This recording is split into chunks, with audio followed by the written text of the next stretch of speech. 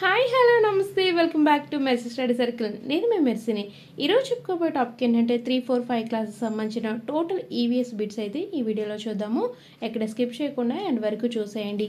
అలాగే వీటికి సంబంధించిన పీడిఎఫ్ కావాలనుకుంటే 3, 4, 5 క్లాసెస్ సంబంధించిన టోటల్ ఈవీఎస్ బిట్స్ 100 రూపీస్కి అయితే ఇవ్వడం జరుగుతుంది. మీకు కావాలంటే ఈ నెంబర్కి అంటే డిస్క్రిప్షన్ మరియు కామెంట్ బాక్స్లో అయితే డీటెయిల్స్ ఇచ్చాను. ఆ నెంబర్కి మీరు మెసేజ్ చేసినట్లయితే ఖచ్చితంగా వెంటనే సెండ్ చేయడం జరుగుతుంది. పీడిఎఫ్ మీరు ప్రింట్ తీసుకొని ఈజీగా చదువుకోవచ్చు. ఆ ఒక్క పీడిఎఫ్ చాలండి, మొత్తం అన్ని బిట్స్ కవర్ అయ్యాయి. ఎక్కడ నేనైతే మిస్ చేయలేదు. ప్రతిదీ కూడా పేజ్ నెంబర్తో ఉంటుంది. ఖచ్చితంగా అయితే తీసుకోండి. ఆల్రెడీ చాలామంది తీసుకున్నారు, వాళ్ళని అడిగేస్తే తీసుకోండి, మీకు చాలా హెల్ప్ఫుల్ అవుతుంది. సో ఇది దీనికి సంబంధించిన డీటెయిల్స్. ఇంక లేట్ చేయకుండా టాపిక్లో వెళ్ళే ముందు మన ఛానల్ ఫస్ట్ టైం కనుక చూస్తున్నట్లయితే మీ అమూల్యమైన సబ్స్క్రైబ్తో నాకు సపోర్ట్ చేయండి ఫ్రెండ్స్. మీ చేసే సపోర్ట్ ద్వారా మరెన్నో వీడియోస్ చేయడానికి నాకు కూడా ఇంట్రెస్ట్ ఉంది. సో ప్లీజ్ సపోర్ట్ చేయండి. ఈ వీడియోకి ఇంకా లైక్ చేయలేదా, ప్లీజ్ లైక్ చేసేయండి. లేట్ చేయకుండా టాపిక్లోకి అయితే వెళ్ళిపోదామా. Third class EVS 1 to 11 lessons. తోబుట్టువులని ఎవరిని పిలుస్తారు? అన్నదమ్ములు మరియు అక్క చెల్లెళ్ళు. ఈ క్రింది వాటిలో వృత్తి పని ఏంటి? బుట్టలు అల్లడం, చెప్పులు కుట్టడం, కర్ర పని చేయటం, క్షవరం చేయటం. సాధారణ పిల్లలకి చర్మం రంగు గోధుమ, నలుపు, తెలుపు. ఎత్తు అంటే పొడవు, పొట్టి, మధ్య. ఎవరి నుండి సంక్రమిస్తుంటాయి? తల్లిదండ్రులు. కొన్నిసార్లు పిల్లల ప్రవర్తన ఎవరిని పోలి ఉంటుంది? తల్లిదండ్రులు మరియు ఇతర కుటుంబ సభ్యులు. క్రింది వాటిలో సరి అయినది. ఏ ఇద్దరు ఒకే విధంగా ఉండరు. రంగు, ఎత్తు, బరువుల్లో పోలికలు ఉండవచ్చు, కానీ లక్షణాలు వేరే విధంగా ఉంటాయి. మన కుటుంబ సభ్యులు లేదా ఇతర రక్త సంబంధికుల పోలికలను కలిగి ఉంటాము. ఇవన్నీ కూడా సరైనవే. మొక్క భాగాలన్నిటిలో ముఖ్యమైనది వేర్లు. ఈ క్రింది వాటిలో వేర్లకు సంబంధించి సరైనది. మొక్కని నేలలో పట్టి ఉంచుతాయి. నేలలో లవణాలను, నీటిని పీల్చుకొని మొక్క కాండం, ఆకులకు పంపుతాయి. ఇవన్నీ కూడా సరైనవే. కాండం యొక్క ముఖ్య విధి. వేర్లు పీల్చుకున్న నీటిని, లవణాలను కాండం మొక్కలోని అన్ని భాగాలకు సరఫరా చేస్తుంది. మొక్కకు ఆసరా ఇస్తుంది. మొక్కల కాండాలు విభిన్నంగా ఉంటాయి. మొక్క పెరిగే పెద్దదయ్యే కొద్దీ వాటి కాండాలు కూడా బలంగా మారుతాయి. ఈ బలమైన కాండాన్ని మ్రాను అంటాం. ఈ మ్రానులు బెరడుతో కప్పి ఉంటాయి. పెద్దగా బలంగా ఉన్న మొక్కల్ని చెట్లు అంటాం. ఉదాహరణ మర్రి చెట్టు, చింత చెట్టు, మామిడి, రావి, వేప. తక్కువ ఎత్తులో పెరుగుతూ గట్టి కాండం కలిగి గుబురుగా పెరిగే మొక్కల్ని పొదలు అంటారు. పొదలకు ఉదాహరణ గులాబీ, మందార. చిన్నవిగా మెత్తగా ఆకుపచ్చ రంగు కాండాలు కలిగి ఉన్న మొక్కల్ని ఏమంటారు? గుల్మాలు అంటారు. ఉదాహరణ తులసి, గోధుమ. ఇవి చాలా ఇంపార్టెంట్ అండి. వీటి మీద బిట్ అడిగే అవకాశం ఎక్కువగా ఉంది. నెక్స్ట్, ఏదైనా ఒక ఆధారాన్ని పట్టుకు పెరిగే మొక్కల్ని ఏమంటారు? ఎగబ్రాకే మొక్కలు అంటారు. ఉదాహరణ ద్రాక్ష, కాకర మొక్కలు. నేలపై పాకుతూ పెరిగే మొక్కలని పాకే మొక్కలు అంటారు. పుచ్చకాయ, గుమ్మడికాయ. వీటికి ఉదాహరణ, పాకే మొక్కలకు ఉదాహరణ. మొక్కకు ఆహారం అందించే ఆహార కర్మాగారాలు ఆకులు. ఇవి ఆహారాన్ని గాలి, నీరు, సూర్యరశ్మి సహాయంతో తయారు చేసుకుంటాయి. ఏ చెట్టు ఆకులు వెడల్పుగా అంచులు రంపపు ఆకారంలో ఉంటాయి? మందార చెట్టు ఆకులు వెడల్పుగా అంచులు రంపపు ఆకారంలో ఉంటాయి. ఏ చెట్ల ఆకులు మన హస్తపు ఆకారంలో ఉంటాయి? బొప్పాయి చెట్టు ఆకులు. 17th question. కొబ్బరి చెట్టు ఆకులు పొడవుగా ఈనెలతో ఉంటాయి. చింత చెట్టు ఆకులు చిన్నవిగా ఉంటాయి.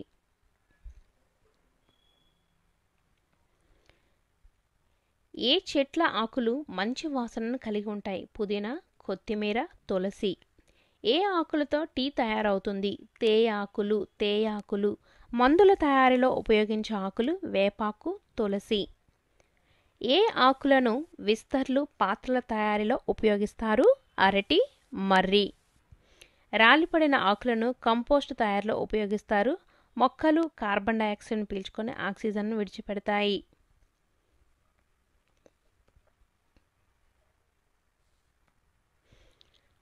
మచ్చిక చేసుకునే జంతువులు: కుక్క, ఆవు, కుందేలు, మేక, గుర్రం, కోడిపెట్ట, గొర్రె, బాతు, పావురం, ఒంటె, గాడిద, పిల్లి.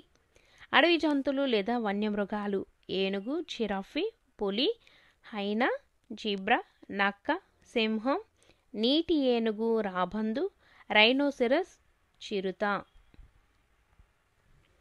వీటికి ఉదాహరణ కానదేంటని అడుగుతారు ఎగ్జామ్లో. పిల్లి, కుక్క మొదలైన వాటిని ఏమంటారు? పెంపుడు జంతువులు, పెట్ యానిమల్. సింహం, పులి, ఎలుగుబంటి, ఏనుగు మొదలైన వాటిని ఏమంటారు? అడవి జంతువులు లేదా వన్యమృగాలు లేదా వైల్డ్ యానిమల్స్. నేల మీద నివసించే జంతువులు భూచర జీవులు. కాకి, పిచ్చుక, గుడ్లగూబ, కోతి, మిడత మొదలైనవి చెట్ల మీద నివసిస్తాయి. ఉదాహరణ ఆవు, కుక్క, పిల్లి, కోడి. నీటిలో నివసించే జంతువులు జలచర జీవులు. పడవ ఆకారపు శరీరం, వాజాలు, మొప్పలు, తోక నీటిలో నివసించడానికి వీటికి సహాయపడతాయి. ఉదాహరణ జలచర జీవులకు చేప. నేల మీద నీటిలో నివసించే జీవులు ఉభయచర జీవులు. రెండిట్లోనూ జీవించే జీవులను ఉభయచర జీవులు అంటారు. వాటికి ఉదాహరణ చూసుకున్నట్లయితే కప్ప, తాబేలు, సాలమాండర్. ఇవి నీటిలోను మరియు నేలపైన కూడా జీవిస్తాయి కాబట్టి ఇవి ఉభయచర జీవులు. ఉభయచర జీవులకు ఉదాహరణ ఏంటిదని అడుగుతారు, చూసుకోండి. తేమగా ఉండే చర్మం, వేళ్ల మధ్య చర్మం, బలమైన వెనుక కాళ్ళు వీటికి నేల మీద నీటిలో నివసించడానికి ఉపయోగపడతాయి. ఆవులు, ఎద్దులు, గాడిదలు, గుర్రములు, ఏనుగులు, జింకలు మొదలైన మొక్కల నుండి లభించే పదార్థాలు మాత్రమే తింటాయి. ఉడతలు కాయలు, గింజలు తింటాయి. ఈ జంతువులని శాకాహారులు అంటారు. పులి, సింహం, నక్క, మొసలి మొదలైన జంతువులను ఇతర జంతువుల మాంసాన్ని తింటాయి. ఈ జంతువులను మాంసాహారులు అంటారు. ఎలుగుబంటి, కాకి, కోతులు, కుక్కలు మొక్కలని మాంసాన్ని తింటాయి. వీటిని ఉభయహారులు అంటారు. రాబందులు, కాకులు, నక్కలు చనిపోయిన కుళ్ళిపోయిన జంతు కళేబరాలను తింటాయి. వీటిని శుభ్రపరిచే తోటీలు అంటారు. సీతకోక చిలుకలు, తేనెటీగలు పుష్పాల్లో మకరందం పీల్చుకుంటాయి. మన శరీరం 3 భాగాలకు విభజించబడి ఉంటుంది. అవి తల, మొండెం, కాళ్ళు, చేతులు, మెడ. తలను మిగతా శరీర భాగాలను కలుపుతుంది. చర్మం శరీర లోపల భాగాలను కప్పి ఉంచుతుంది. చర్మం వేడి, చలి, గరుకు స్పర్శలను గుర్తించగలుగుతుంది. దివ్యాంగులను మారుపేర్లతో పిలవకూడదు. వారితో స్నేహపూర్వకంగా మెలగాలి. మంచి స్పర్శ మనకు భద్రతను, సంరక్షణను కలుగజేస్తుంది. చెడు స్పర్శ మనకు బాధ, కోపం, భయం, సందిగ్ధతలను కలుగజేస్తుంది. ఏది మంచి స్పర్శ, ఏది చెడు స్పర్శ అన్నది మనం తెలుసుకొని ఉండాలి. ఆపదలో ఉన్న బాలలను కాపాడటానికి, సంరక్షించడానికి 24 గంటలు పనిచేసే జాతీయ అత్యవసర వ్యవస్థ ఏంటంటే చైల్డ్ లైన్ 1098. అన్నం మన ఆహారంలో ప్రధానమైనది. మనం తినే ఆహార ధాన్యాల్లో జొన్న, గోధుమ ముఖ్యమైనవి. మనం వరి కాకుండా సజ్జలు, సామలు, రాగులు, కొర్రెలు మొదలగు ఆహారపు ధాన్యాలు ఆహారంగా తీసుకుంటాం. మనకు చెరకు నుండి చక్కెర, బెల్లం లభిస్తాయి. ప్రకృతిచే మనకు ప్రసాదించబడిన మొక్కల్లో పోషక విలువలు ఎక్కువగా ఉన్న భాగం ఆకులు.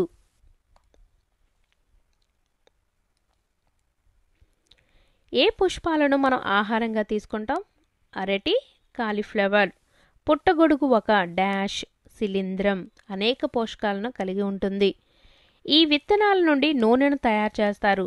ఏ విత్తనాలంటే వేరుశెనగ, నువ్వులు, ఆవాలు, సూర్యకాంతం, ఆలివ్. రాజ్మా గింజలకు మరొక పేరు ఎరుపు కిడ్నీ బీన్స్, జునుములు. పుష్పాల్లో మకరందంను పీల్చుకునేవి సీతకోక చిలుకలు, తేనెటీగలు. వండకుండా తినే కూరగాయలు క్యారెట్, ఉల్లి, కీరదోస. ప్రపంచ జల దినోత్సవం మార్చ్ 22. ఇది బాగా గుర్తుపెట్టుకోవచ్చండి. జల అంటే ఎన్ని అక్షరాలు ఉన్నాయి? 2. మార్చ్. ఇవి కూడా అసలు యాక్చువల్గా మార్చ్ అనేది 1 లెటర్ కింద వస్తుంది, కానీ ఇక్కడ చూసుకుంటే 2 లెటర్స్. 22 ఇది కూడా 2. సో ఇది ఇలా గుర్తుపెట్టుకోండి. నీరు దొరికే సహజమైన వనరులు సముద్రాలు, నదులు, సరస్సులు, ప్రవాహాలు, చెరువులు, చలములు. నీరు లభించే కృత్రిమమైన వనరులు ఆనకట్టలు, కాలువలు, గొట్టపు బావులు, చేతి పంపులు. వేసవిలో నీటి ఎద్దడిని ఎదుర్కొనే అటవీ ప్రాంతం సీతంపేట. ఏ జిల్లా వాసులకు నీరు తెచ్చుకోవడం అన్నది ఒక పెద్ద సవాల్గా ఉన్నది. అనంతపురం జిల్లా. భూభాగం ఎన్ని వంతుల నీటితో నిండి ఉంది? 3 వంతులు.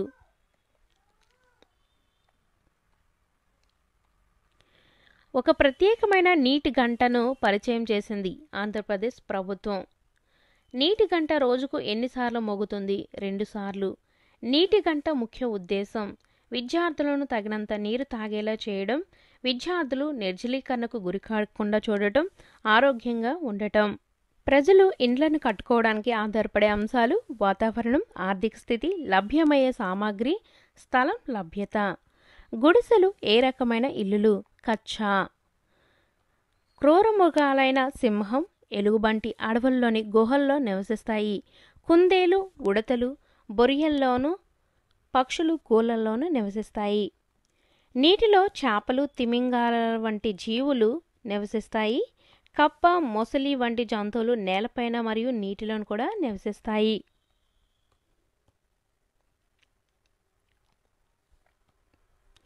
పక్షుల నివాసాన్ని గూళ్ళు అంటారు. పక్షులు తమ పిల్లలను సంరక్షించుకోవడానికి గూళ్ళు కట్టుకుంటాయి. పుల్లలు, గడ్డి పరకలు, ఆకుల పత్తి, తీగలు ఉపయోగించి తమ గూళ్ళను కట్టుకుంటాయి. ప్రత్యేకంగా నివాసం లేని జంతువులు ఏనుగు, జిరాఫీ, కోతి. పిచ్చుక తన గూళ్ళను చెట్లపైన, ఇంటి దూలాలపైన కట్టుకుంటుంది. అది కర్ర పుల్లలు, గడ్డి, ఆకులు, పత్తి ఇందుకు ఉపయోగిస్తుంది. చెట్ల కాండానికి పెద్ద తొర్రలు చేసి నివాసం నిర్మించుకునేది వడ్రంగి పిట్ట. గిజగాడు చెట్ల చిగుర్లలో గడ్డి, కర్రపులను ఉపయోగించి తన గూళ్ళను కట్టుకుంటుంది. అది గూడు కింది వైపున ప్రవేశించడానికి ఒక ద్వారాన్ని ఏర్పరచుకుంటుంది. అదే అంటే ఇక్కడ గిజగాడు. వాగల్ డాన్స్ అను భావ వ్యక్తీకరణ విధానంను అనుసరించు జీవులు తేనెటీగలు. పాములు, కుక్కలు శత్రువులను గుర్తించడానికి ఉపయోగించే జ్ఞానం వాసన జ్ఞానం. బస్సులు నిలుపు స్థలాన్ని బస్టాండ్ అంటాం. ప్రయాణికులు బస్ కోసం వేచి ఉండటానికి, కూర్చోవడానికి అనువైన స్థలం ప్లాట్ఫామ్ ఉంటుంది.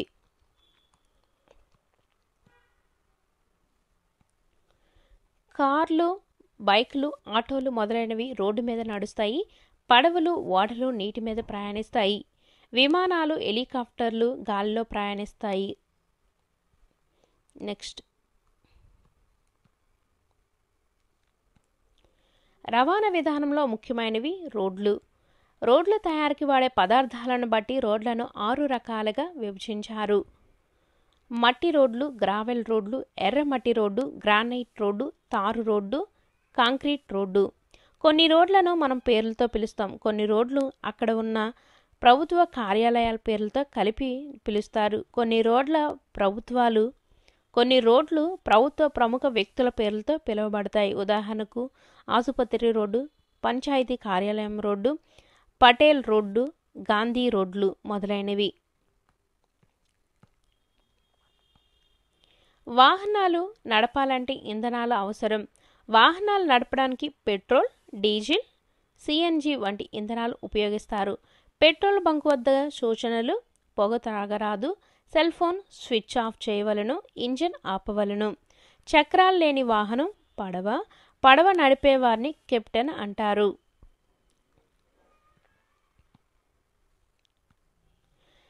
ఆహారం యొక్క సమాచారాన్ని నాట్యం ద్వారా తెలియజేసే తేనెటీగలు కూలి తేనెటీగలు. భయాందోళనలకు గురి అయినప్పుడు తలను శరీరంలోకి ఉపసంహరించుకునే జీవి తాబేలు, నత్త. భయాందోళనలకు గురైనప్పుడు తలను శరీరంలోకి ఉపసంహరించుకునే జీవి తాబేలు, నత్త. గుడిసె పైకప్పు దేనితో కప్పబడి ఉంటుంది? కొబ్బరి, తాటాకులు, గడ్డి. రాతితో కట్టిన ఇండ్లు ఏ జిల్లాల్లో కనబడతాయి? రాయలసీమ. గుడారాలు మనకు ఏ చోట్ల కనబడుతూ ఉంటాయి? భవనాలు నిర్మించే స్థలంలోనూ, మిలిటరీ సైనికుల వారు పనిచేసే చోట, సర్కస్లో పనిచేసేవారు.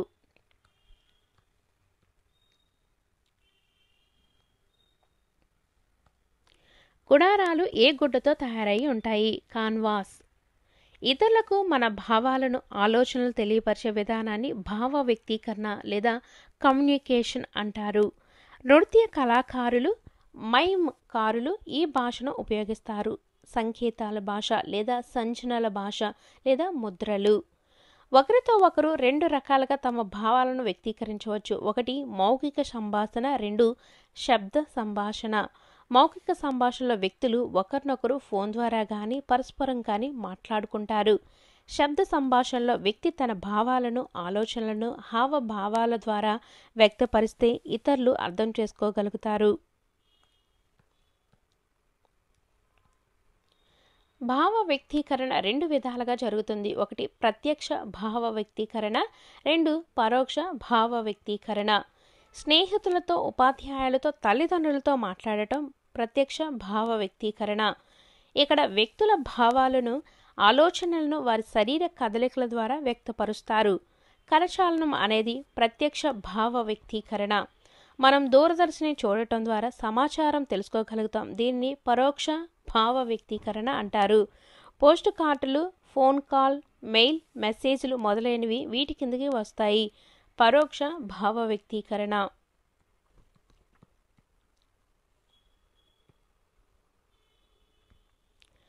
పురాతన కాలంలో ప్రజలు దూరంగా ఉన్నవారికి ఒక ప్రాంతం నుండి మరొక ప్రాంతానికి వర్తమానాలు ఈ విధంగా పంపేవారు. డంకా ధ్వని, పొగ ద్వారా సంకేతాలు ఇవ్వటం, పావురాల ద్వారా లేఖలు పంపడం, మనుషుల ద్వారా లేదా గుర్రపు స్వారీ చేసేవారి ద్వారా పంపేవారనమాట వర్తమానాలను. ప్రస్తుతం మనం దూరంగా ఉన్నవారికి మెయిల్, మెసేజెస్, మెసెంజర్ ద్వారా మన భావాలను వ్యక్తపరుస్తున్నాం. భావాలను సంకేతాలు లేదా సంచలనాల ద్వారా వ్యక్తపరచుటను సంకేత భాష అంటారు. చెవిటి, మోగ లేదా దివ్యాంగ వ్యక్తులు తమ భావాలను వ్యక్తపరచుటకు సంకేత లేదా సంచలన భాషను ఉపయోగిస్తారు.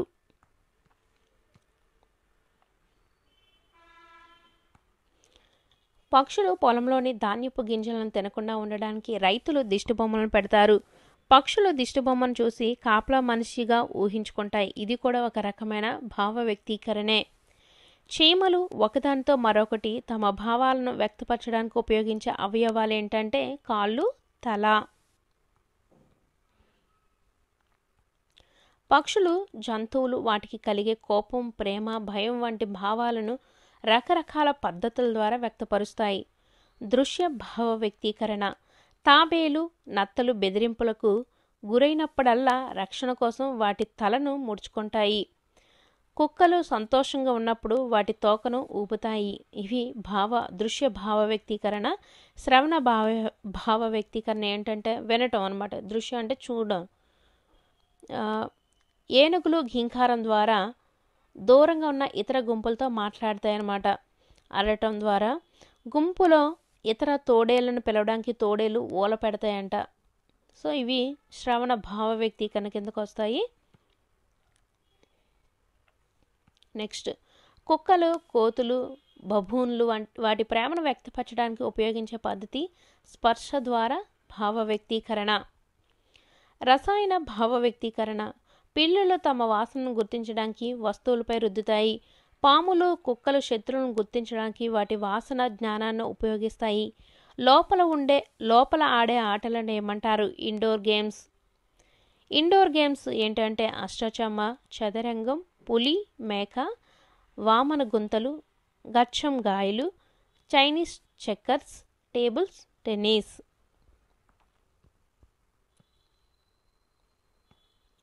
ఆనందం కోసం మనం శరీరం తేలికగా ఉండడం కోసం చేసే ఒక క్రియనే వినోదం అంటారు. ఉదాహరణ చదవడం, ఆటలు ఆడటం, సంగీతం వినటం, నృత్యం, టీవీ చూడటం, తోట పని, ప్రయాణించడం. అలాగే తోట పని చేయటం, ప్రయాణించటం.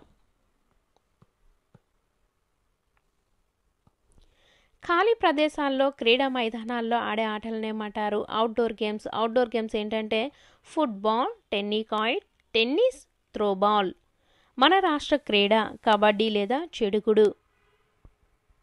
మన జాతీయ క్రీడ హాకీ. ఏడు పెంకులాట, కోతి కొమ్మచ్చి, బొంగరాలాట, నేల బండ, కర్రా బిళ్ళ, తొక్కుడు బిళ్ళ, ముక్కు గిల్లె, పులి, మేక మొదలైన ఆటలు దేనికి చెందుతాయి? ప్రాంతీయ క్రీడలు.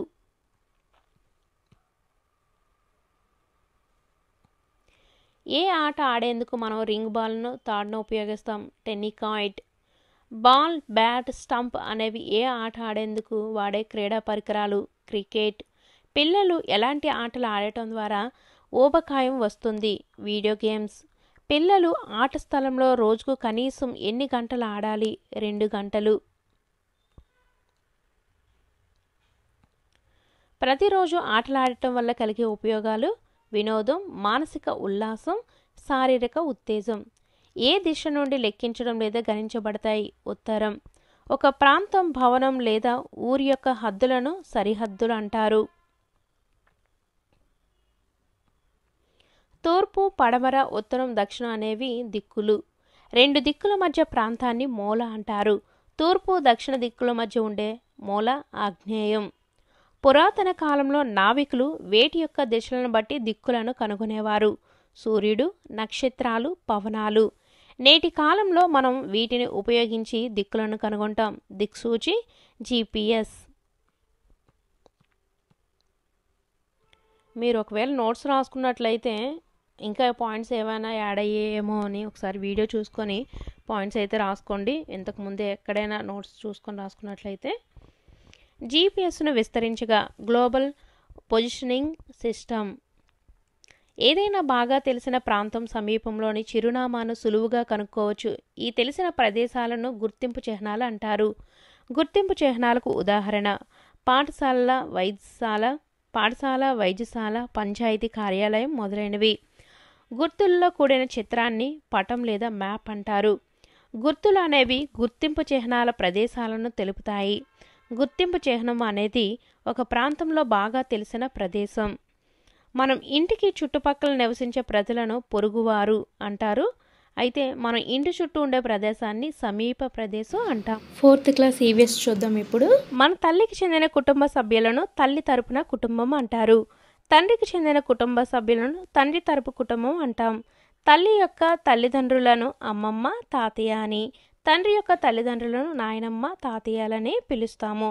క్రింది వాటిని జతపరిచినట్లయితే తండ్రికి తండ్రి, తాతయ్య, తండ్రికి తల్లి, నాయనమ్మ, తల్లి అన్న, మామయ్య, తండ్రికి అక్క, అత్త.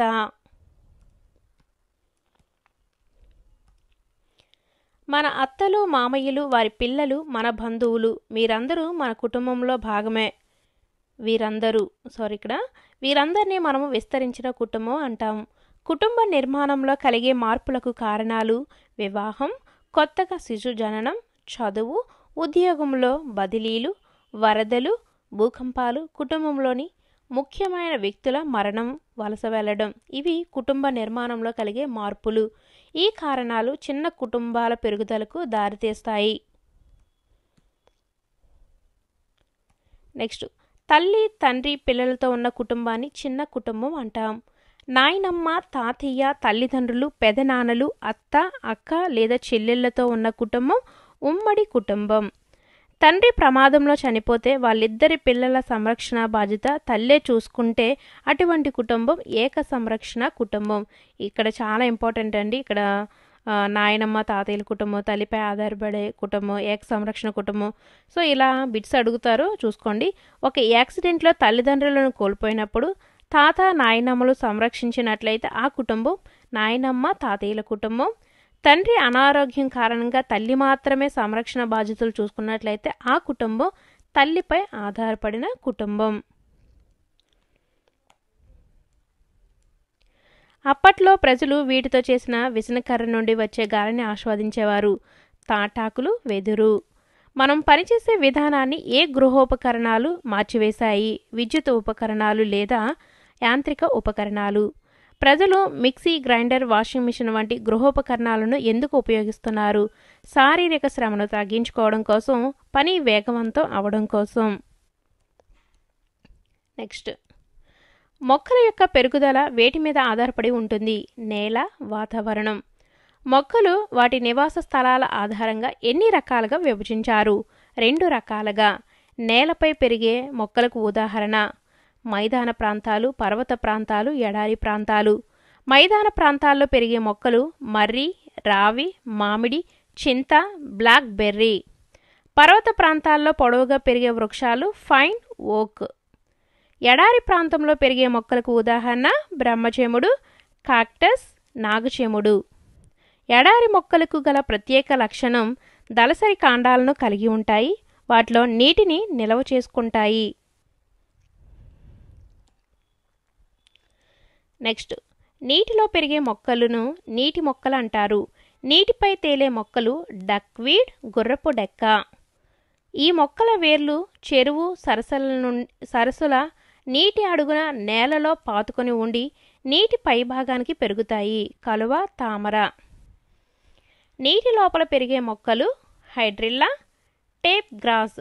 చాలా ఇంపార్టెంట్ అండి. నీటి లోపల పెరిగే మొక్కలకు ఉదాహరణ అడుగుతారు. నీటిపై తేలే మొక్కలకు, నీటిలో పెరిగే మొక్కలు, ఇలా డిఫరెంట్గా క్వశ్చన్ అడిగే అవకాశం ఉంటుంది.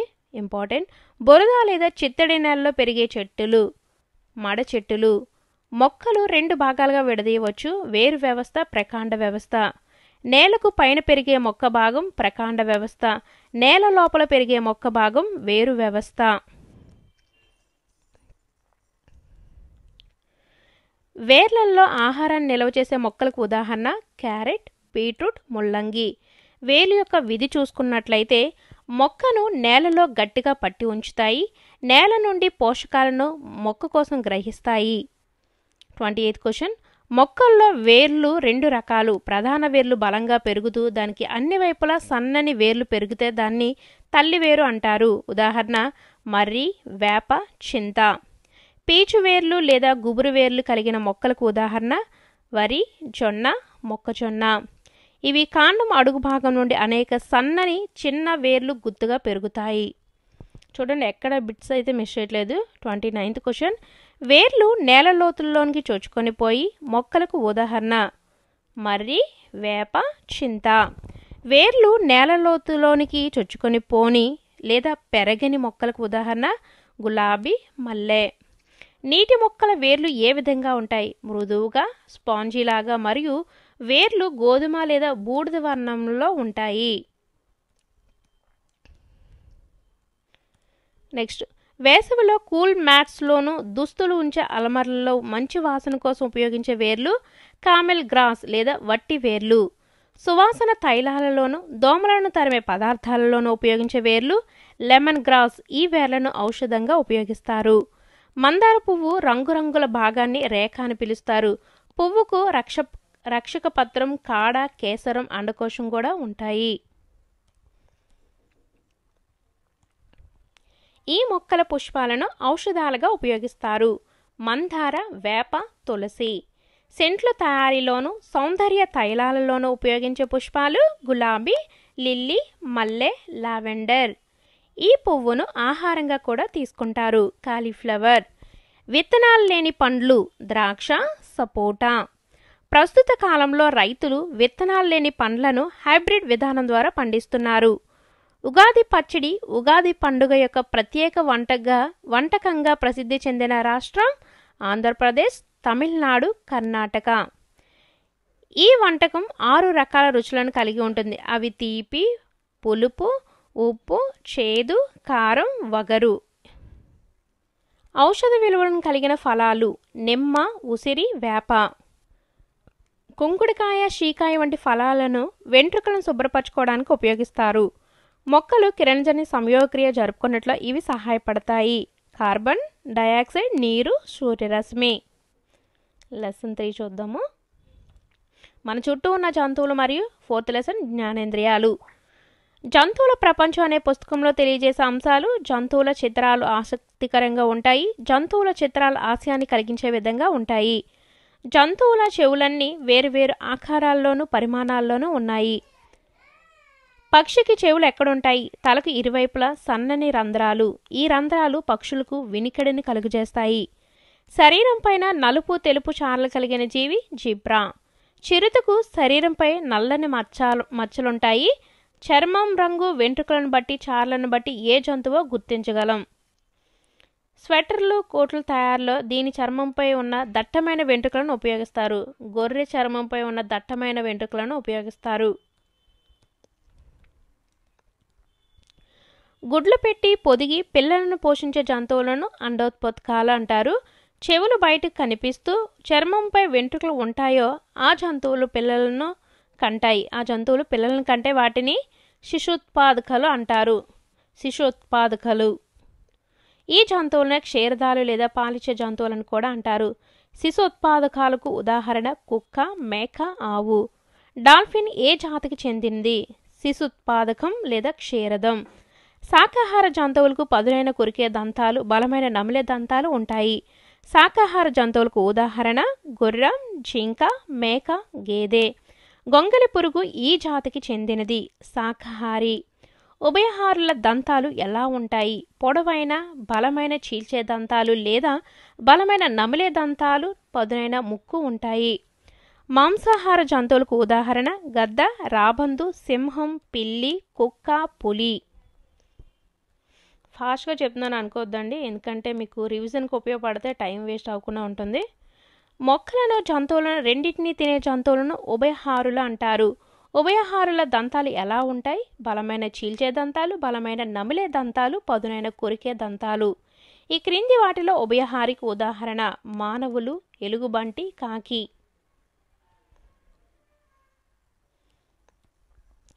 పక్షుల యొక్క దవడలు, ముక్కులు. నడవడానికి, చెట్లు ఎక్కడానికి, ఈదడానికి, ఎగరడానికి, ఆహారాన్ని పట్టుకోవడానికి మాత్రమే కాకుండా తమను తాము రక్షించుకోవడం కోసం కూడా పక్షులు తమ కాళ్ళను, కాలిగోళ్లను ఉపయోగిస్తాయి. పాదం మరియు కాలిగోళ్ల ఆకారం అవి తీసుకున్న ఆహారంపై ఆధారపడి ఉంటుంది. కాలిగోళ్లు పొడవుగా, వంపుగా తిరిగి ఉంటాయి. పక్షులు రకరకాలైన గూళ్లను కట్టుకుంటాయి. అవి గుడ్లు పెట్టే సమయానికి ముందుగా గూళ్లను ఏర్పరుస్తాయి. మగ పక్షులు గూళ్ళు కడతాయి, ఆడపక్షులు గూళ్ళల్లో గుడ్లు పెడతాయి. పక్షి పిల్లలు రెక్కలు బలంగా పెరగగానే ఎగిరిపోతాయి. పక్షులు తమ గూళ్ళను చాలా బలంగా నిర్మిస్తాయి. కాకి తన గూడును చిన్న కొమ్మలు, ఎండుటాకులతో నిర్మిస్తుంది. గిజిగాడు తన గూడును ఆకులు, గడ్డి, కొమ్మలు, వేర్లతో అల్లుకుంటుంది. టైలర్ బర్డ్ పక్షి చెట్టు ఆకులను కలిపి కుట్టి గూడుగా మలుస్తుంది. చెట్టు ఆకులను కలిపి కుట్టి గూడుగా మలుచుకునే పక్షి ఏంటంటే టైలర్ బర్డ్ పక్షి. సో ఇలా అడుగుతారు క్వశ్చన్. గద్ద రాళ్ళ సందుల్లో గూడును కడుతుంది. రాళ్ళ సందుల్లో గూడును కట్టే జీవి ఏంటంటే గ్రద్ద. అలా మనం క్వశ్చన్ ఫ్రేమ్ చేసుకుని మనం చదువుకోవాలండి అర్థమయ్యేలాగా. గద్ద తన గూడును కట్టే ప్రదేశం రాతి శిఖరాలపైన, ఎత్తైన చెట్లపైన, రాళ్ల సందుల్లోన, పొడవైన పుల్లలు, గడ్డి, చెట్ల కొమ్మలతో కడుతుంది. సాధారణంగా జంతువులు ఎక్కడ జీవిస్తుంటాయి? పొదలు, గుహలు, బొరియలు. బొరియల్లో జీవించే జీవికి ఉదాహరణ కుందేలు. పులులు, సింహాల గుహలు పొదల్లో ఉంటాయి. కోతులు చెట్లపై జీవిస్తుంటాయి.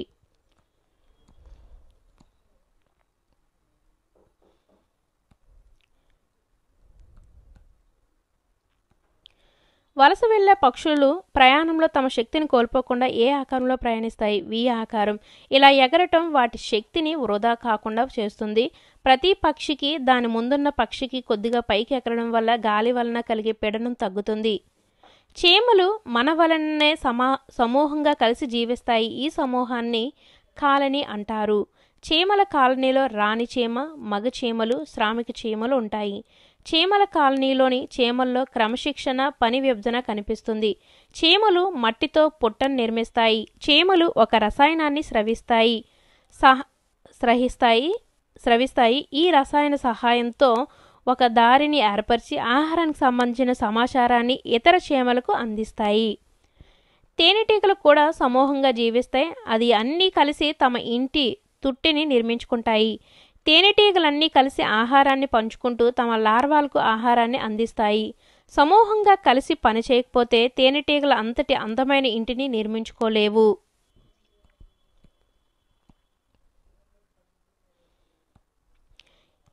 ఎన్ని ఏనుగులు వాటి పిల్లలతో పాటుగా సమూహాలుగా వెళ్తుంటాయి? 10 నుంచి 12. ఏనుగుల గుంపునకు నాయకత్వం వహించేది పెద్ద ఏనుగు. జ్ఞానేంద్రియాలు కన్ను, చెవి, చర్మం, నాలుక, ముక్కు. ఇవి 5. జ్ఞానేంద్రియాలు అన్నిట్లోనూ చర్మం సున్నితమైనది. మసక లేదా దేదీప్యవంతమైన కాంతి కళ్ళకు హానికరం. చదివే సమయంలో కంటికి పుస్తకానికి మధ్య కనీస దూరం 30 సెంటీమీటర్లు ఉండాలి. కనీసం 6 అడుగుల దూరం నుండి టెలివిజన్ను వీక్షించాలి. అందులో ఉపయోగించే లిపిని ఏమంటారు? బ్రెయిలీ లిపి.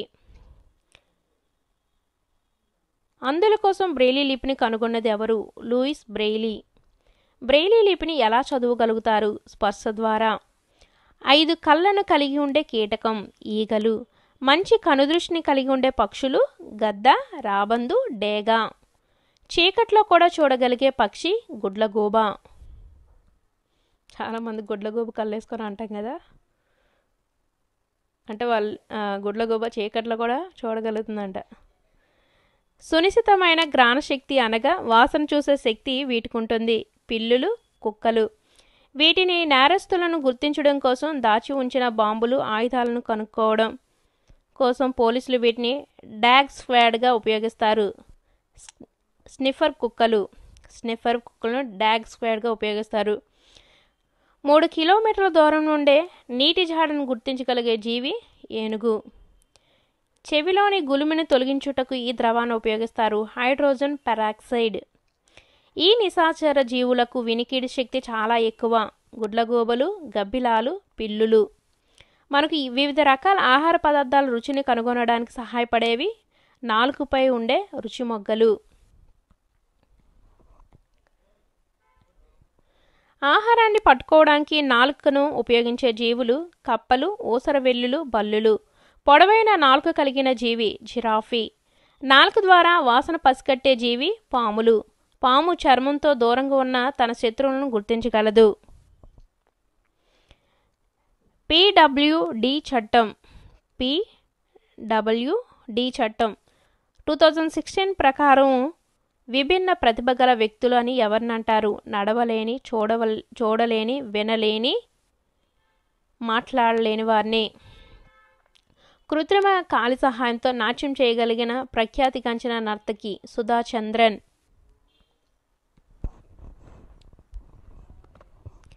పుట్టుకతోనే అంధత్వం కలిగినప్పటికీ సినిమా ప్రపంచంలో గాయకునిగా గొప్ప స్థానాన్ని, విజయాన్ని అందుకున్న వ్యక్తి రవీంద్ర జయన్.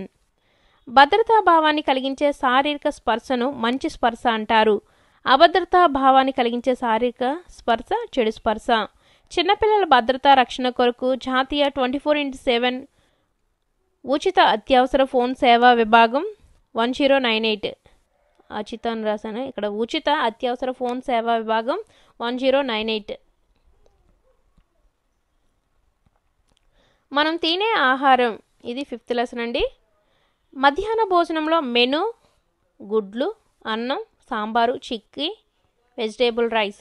ఏ చెట్ల ఆకులను ప్లేట్లుగా తయారు చేస్తుంటారు? మోదుగ, బాదం, మర్రి. ప్లాస్టిక్ పేర్లను, కవర్లు, సీసాలను ఉపయోగించడం వలన కలిగే నష్టాలు. ప్లాస్టిక్ పేపర్లను, కవర్లను, సీసాలను ఉపయోగించడం వల్ల కలిగే నష్టాలు ఏంటో చూద్దామండి. ఆహార పదార్థాల్లోకి ప్లాస్టిక్ రేణువులు చేరి అవి మన శరీరంలోకి ప్రవహించి వ్యాధులను కలుగజేస్తాయి. ప్లాస్టిక్ కవర్లోని ఆహారాన్ని కవర్లతో సహా ఆవులు, గేదెలు తిన్నట్లయితే అనారోగ్యానికి గురవుతాయి. ప్లాస్టిక్ను మండిస్తే గాలి కలుషితమవుతుంది. పరిష్కార మార్గం ఏంటంటే ప్లాస్టిక్ని వద్దని చెప్పటం. పచ్చళ్ళలో బ్యాక్టీరియా, ఫంగస్ ఏర్పడకుండా నిల్వ చేయడానికి వీటిని వాడతారు. ఉప్పు, నూనె. చెర్రీ లాంటి తాజా పండ్లను చక్కెర పాకంలో నిల్వ ఉంచవచ్చు లేదా జామ్గా తయారు చేసి నిల్వ ఉంచవచ్చు. కొన్ని కూరగాయలు, మాంసం, చేపలను అధిక చల్లదనం కలిగి ఉన్న పెట్టెల్లో ఉంచి నిల్వ చేసే పద్ధతిని ఏమంటారు? ఫ్రీజింగ్. కందిపొడిని తయారు చేయుటకు కావలసిన పదార్థాలు: కందిపప్పు, ఎండుమిరపకాయలు, జీలకర్ర, ఉప్పు. వరి, గోధుమ వంటి ఆహార ధాన్యాలు, పప్పు ధాన్యాలు, వేరుశనగ వంటి గింజలు కీటకాలు, బూజుల చేత పాడవకుండా వీటిని ఉపయోగిస్తారు. వేపాకులు. ధాన్యమును ఈ పరికరాల్లో నిల్వ చేయడం ద్వారా ఎలుకలు, చుంచులు, కీటకాల నుండి కాపాడవచ్చు. ఏ పరికరాలంటే టిన్ను, స్టీలు, అల్యూమినియం పాత్రలు, వెదురులతో చేసిన బుట్టలు. వీరందరి కృషితోనే మనకు ఆహారం లభిస్తుంది. రైతులు, రైతు కూలీలు, కంసాలి, వడ్రంగి, మిల్లర్లు, ధాన్యం అమ్మేవారు. కొడవలిని తయారు చేసేది కంసాలి, నాగలిని తయారు చేసేది వడ్రంగి. చూడండి, ప్రతిదీ కూడా మీకు పేజీ నెంబర్ ఉంటుంది. నెక్స్ట్ 6th లెసన్ నీరు. నీటి గుంట్లపల్లి గ్రామం యొక్క చెరువు పేరు ఎతలవంక చెరువు. ఎతలవంక చెరువు ఏ జిల్లాకు చెందినది? చిత్తూరు. నీటిగుంట్లపల్లి గ్రామంలో పండించే ప్రధానమైన పంట వరి. నీటిగుంట్లపల్లి గ్రామంలో పండించే పంటలు వేరుశెనగ, మిర్చి, టమాటా. యతలవంగ చెరువు వద్ద జరుపుకునే పండుగలు గొబ్బెమ్మలు, కార్తీక దీపాలు. వర్షాకాలంలో ఏ గ్రామ చెరువులు యొక్క నీరు ఒక చెరువు నుండి మరొక చెరువుకు ప్రవహిస్తుంది? బుక్కపట్నం, ధర్మవరం. బుక్కపట్నం, ధర్మవరం గ్రామాలు ఏ జిల్లాకు చెందినవి? అనంతపురం. నదుల నీటితో చెరువులను నింపడానికి కాలువలు తవ్వుతుంటారు. ఇటువంటి చెరువులు ఈ జిల్లాల్లో ఉన్నాయి: కృష్ణా, ఉభయ గోదావరి. చెరువులోని నీటిని అలాగే తాగితే వచ్చే వ్యాధులు కలరా, విరోచనాలు, టైఫాయిడ్. చెరువులోని నీరు తాగడం సురక్షితం కాదు. చెరువులోని నీరు కలుషితం కావడానికి గల కారణాలు: స్నానం చేయటం, బట్టలు ఉతకడం, పశువులను, వాహనాలను కడగటం, ఇంటిలోని వ్యర్థాలను, చనిపోయిన జంతు కళేబరాలను వేయటం, వినాయక విగ్రహాలను చెరువులో నిమజ్జనం చేయటం. గ్రామీణ ప్రాంత ప్రజలకు స్వచ్ఛమైన తాగునీటిని అందించే బాధ్యత గ్రామ పంచాయతీ. క్లోరినేషన్ పద్ధతిలో నీటిలో సూక్ష్మజీవులను చంపడానికి ఏ పౌడర్ను కలుపుతారు? బ్లీచింగ్. చెరువులోని నీటిని శుద్ధి చేయడంలో దశల క్రమం: తేర్చే తొట్టి, వడపోత తొట్టి, క్లోరినేషన్, ఓవర్ హెడ్ ట్యాంక్, నిల్వ చేయు తొట్టి.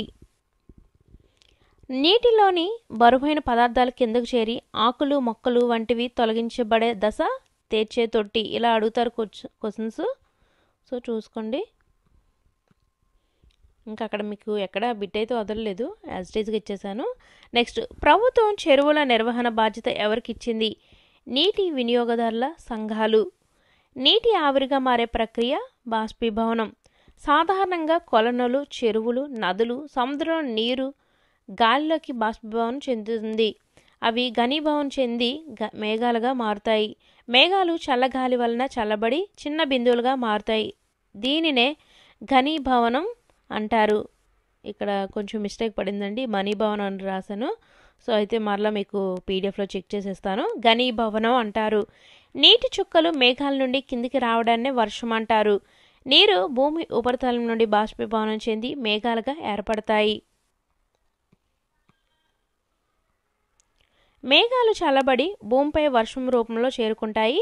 ఈ నిరంతర ప్రక్రియనే నీటి చక్రం లేదా జలచక్రం అంటారు.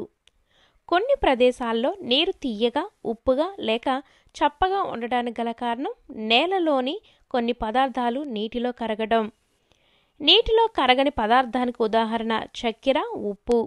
నీటిలో పదార్థాలను కరిగించే గుణం ఉంటుంది.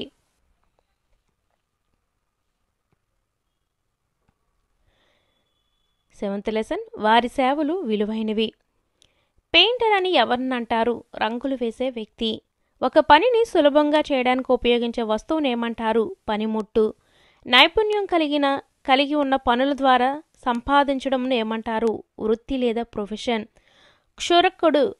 క్షురకుడు అని ఎవరినంటారు? సేవింగ్ చేసే వ్యక్తి. భారతదేశంలో అత్యధిక మంది ప్రజలు వ్యవసాయంపై ఆధారపడతారు. రైతులు ఉపయోగించే పనిముట్లండి. ఇక్కడ మీరు పీడిఎఫ్ తీసుకున్న వాళ్ళైతే సెర్చ్ చేసుకోండి. రైతులు ఉపయోగించే పనిముట్లు: నాగలి, కొడవలి, పార, ఎడ్ల బండి, ట్రాక్టర్. క్రింది వాటిని జతపరిచినట్లయితే కోత కోయడానికి కొడవలి, భూమిని దున్నడానికి నాగలి, నేలను చదును చేయడానికి పార, కొలతలు కొలవడానికి టేపు.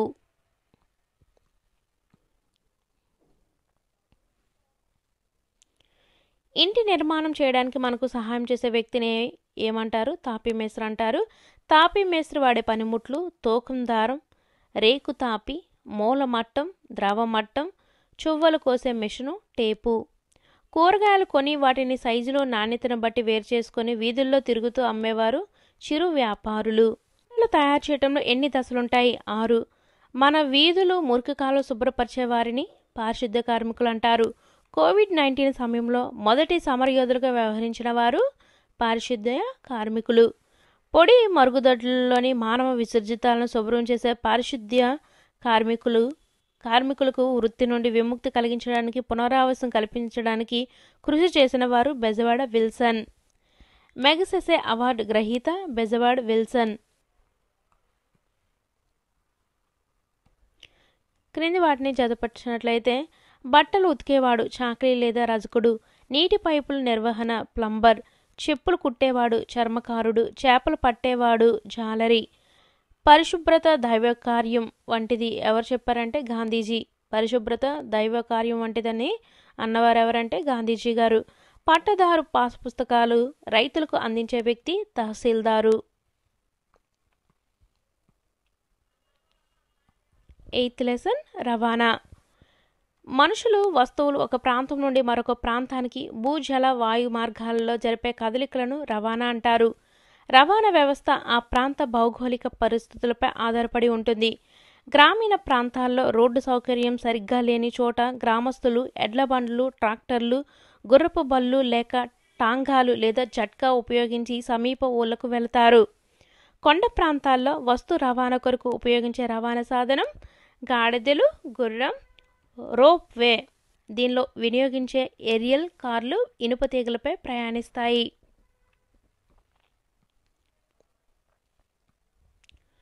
ఈ అడవుల్లో నివసించే గిరిజనులు కాలిబాటలను ఉపయోగించి ఒక ప్రాంతం నుండి మరొక ప్రాంతానికి ప్రయాణిస్తారు. నల్లమల. డోలీలను దేనికి ఉపయోగిస్తారు? వృద్ధులను, రోగులను తీసుకెళ్లడానికి. ఎడారి ప్రాంతాలలో ప్రధానమైన రవాణా సౌకర్యం ఒంటె. ఎడారి ఓడ అని దేన్ని అంటారంటే ఒంటె. దీని పొడవాటి కాళ్ళు ఇసుక నుండి వచ్చే వేడి శరీరానికి తాకకుండా కాపాడుతాయి. ఒంటె పాదాలు వెడల్పుగా ఉండడం వలన ఇసుకలో కూడా వేగంగా నడవగలవు. ధ్రువ ప్రాంతాల్లో వినియోగించే రవాణా సాధనం జడల బర్రె లేక కుక్కలు లాగే స్లెడ్జులు. మన దేశంలో మంచుతో కప్పబడి ఉండే పర్వతాలు హిమాలయ పర్వతాలు. గోదావరి నదిలోని లంక గ్రామాలు అగడాల లంక, కోమటి లంక, చెట్టుకపాడు. లంక గ్రామాల ప్రజలు రవాణా సౌకర్యంగా ఉపయోగించేవి పుట్టిల్లు, పడవలు, ఫంటులు. శాస్త్రవేత్తలు అత్యంత వేగంగా ప్రయాణించే బుల్లెట్ ట్రైన్లు, నీటిపైన వేగంగా ప్రయాణించే వాటర్ కార్లను, గాలిలో ఎగిరే డ్రోన్లను అభివృద్ధి చేసి ప్రయాణాన్ని మరింత వేగంగా, సులభతరంగా ఉండే వాహనాలను రూపొందిస్తున్నారు.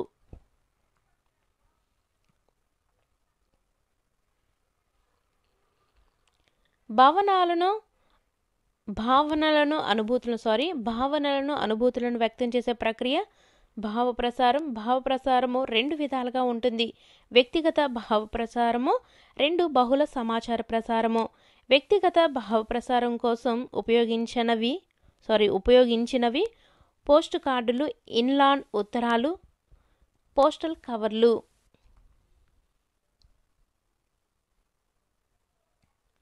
దేశవ్యాప్తంగా ఉన్న ప్రతి పోస్టాఫీస్కు ఒక సంఖ్య ఇవ్వబడుతుంది. దీన్నే పిన్ కోడ్ అంటారు. పిన్ కోడ్ను విస్తరించగా పోస్టల్ ఇండెక్స్ నెంబర్. ఉత్తరం యొక్క ప్రయాణం ఎన్ని దశల్లో ఉంటుంది? 6 దశల్లో. ప్రస్తుతం రోజుల సమాచార ప్రసారం కోసం ఉపయోగించేవి మొబైల్ ఫోన్లు, ఈమెయిల్స్. ఒక కంప్యూటర్ నుండి మరొక కంప్యూటర్కు పంపే సంక్షిప్త సమాచారంను ఈమెయిల్ అంటారు. సూచనలు చేయటానికి, డాక్యుమెంట్లను పంపడానికి ఈమెయిల్ను ఉపయోగిస్తారు. అంతర్జాలంతో సంధానించబడిన స్మార్ట్ ఫోను, ల్యాప్టాప్, కంప్యూటర్ను ఈమెయిల్ కొరకు వినియోగిస్తారు.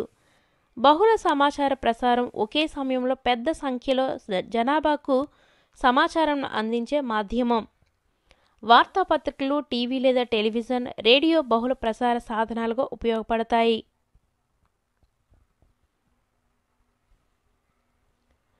వార్తాపత్రిక.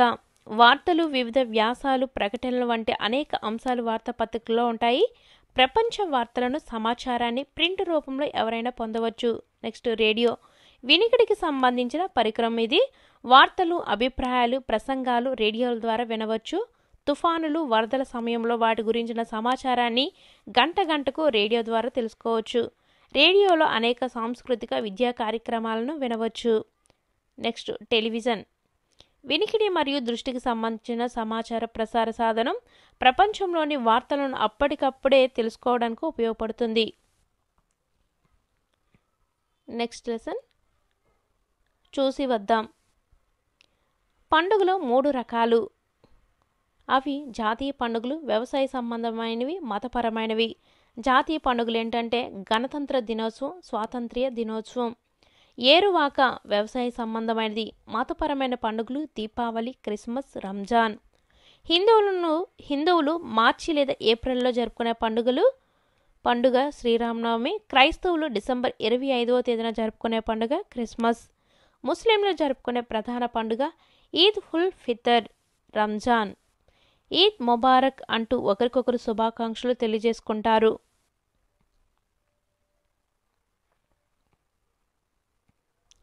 గురునానక్ పుట్టినరోజు గుర్పరచ్గా పిలుచుకునే మతస్థులు సిక్కులు. సిక్కుల ప్రధానమైన పండుగ గురునానక్ జయంతి. బౌద్ధులు జరుపుకునే ముఖ్యమైన పండుగ బుద్ధుని జయంతి. ఈ పండుగ బుద్ధి పూర్ణిమ అని ప్రాముఖ్యం చెందింది.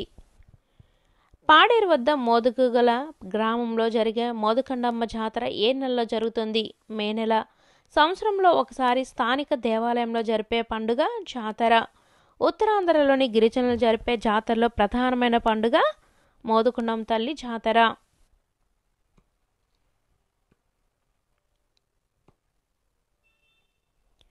అనంతపురం జిల్లా లేపాక్షి.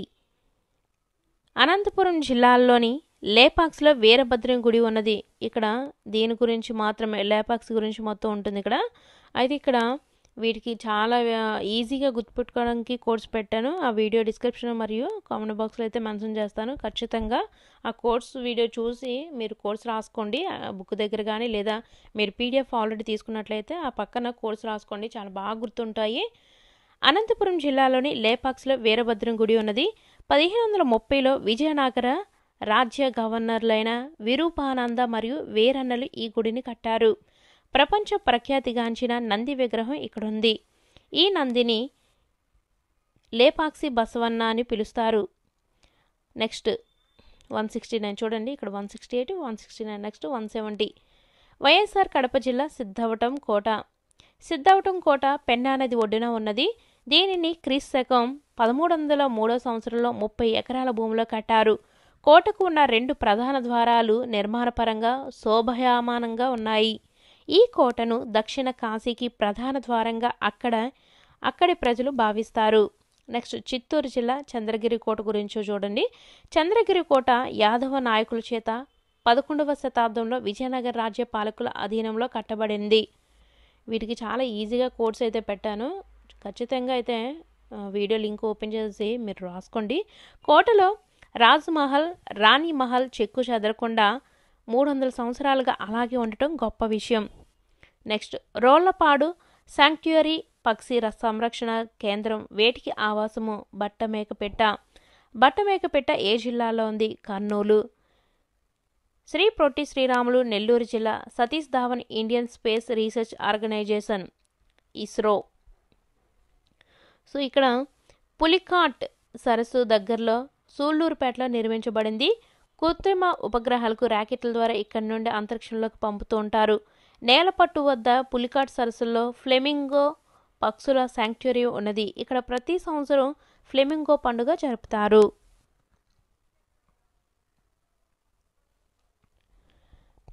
ప్రకాశం జిల్లా మోటుపల్లి పోర్టు. మోటుపల్లి కాకతీయుల కాలంలో నిర్మించబడిన ప్రసిద్ధ నౌకాశ్రయం. 11వ శతాబ్దంలో ప్రసిద్ధ నావికులు పోర్చుగీసు దేశస్థుడైన మార్కోపోలో ఈ పోర్టును సందర్శించడం జరిగింది.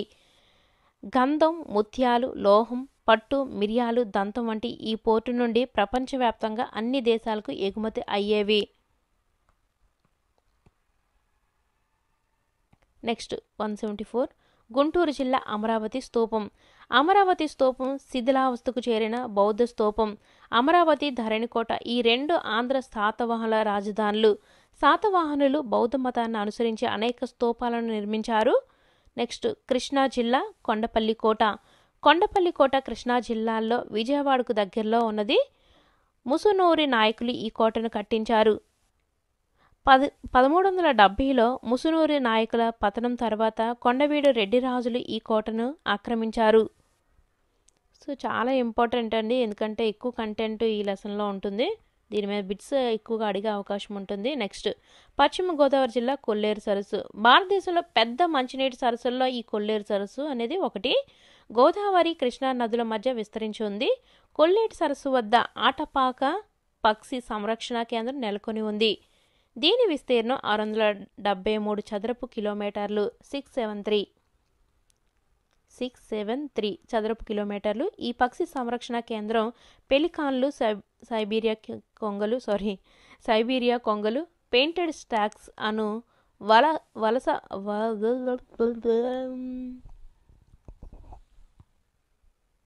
తయారు చేయడంలో ఎన్ని దశలుంటాయి? 6. మన వీధులు, మురికి కాలువలు శుభ్రపరిచే వారిని పారిశుద్ధ్య కార్మికులు అంటారు. కోవిడ్-19 సమయంలో మొదటి సమరయోధులుగా వ్యవహరించిన వారు పారిశుద్ధ్య కార్మికులు. పొడి మరుగుదొడ్లలోని మానవ విసర్జితాలను శుభ్రం చేసే పారిశుద్ధ్య కార్మికులకు వృత్తి నుండి విముక్తి కలిగించడానికి, పునరావాసం కల్పించడానికి కృషి చేసిన వారు బెజవాడ విల్సన్. మెగసెసే అవార్డు గ్రహీత బెజవాడ విల్సన్. క్రింది వాటిని జతపరిచినట్లయితే బట్టలు ఉతికేవాడు చాకరీ లేదా రజకుడు, నీటి పైపుల నిర్వహణ ప్లంబర్, చెప్పులు కుట్టేవాడు చర్మకారుడు, చేపలు పట్టేవాడు జాలరి. పరిశుభ్రత దైవకార్యం వంటిది ఎవరు చెప్పారంటే గాంధీజీ. పరిశుభ్రత దైవకార్యం వంటిదని అన్నవారు ఎవరంటే గాంధీజీ గారు. పట్టదారు పాస్ పుస్తకాలు రైతులకు అందించే వ్యక్తి తహసీల్దారు. 8th లెసన్ రవాణా. మనుషులు, వస్తువులు ఒక ప్రాంతం నుండి మరొక ప్రాంతానికి భూ, జల, వాయు మార్గాలలో జరిపే కదలికలను రవాణా అంటారు. రవాణా వ్యవస్థ ఆ ప్రాంత భౌగోళిక పరిస్థితులపై ఆధారపడి ఉంటుంది. గ్రామీణ ప్రాంతాల్లో రోడ్డు సౌకర్యం సరిగ్గా లేని చోట గ్రామస్తులు ఎడ్ల బండ్లు, ట్రాక్టర్లు, గుర్రపు బళ్ళు లేక టాంగాలు లేదా జట్కా ఉపయోగించి సమీప ఊళ్ళకు వెళతారు. కొండ ప్రాంతాల్లో వస్తు రవాణా కొరకు ఉపయోగించే రవాణా సాధనం గాడిదలు, గుర్రం, రోప్ వే. దీనిలో వినియోగించే ఏరియల్ కార్లు ఇనుప తీగలపై ప్రయాణిస్తాయి.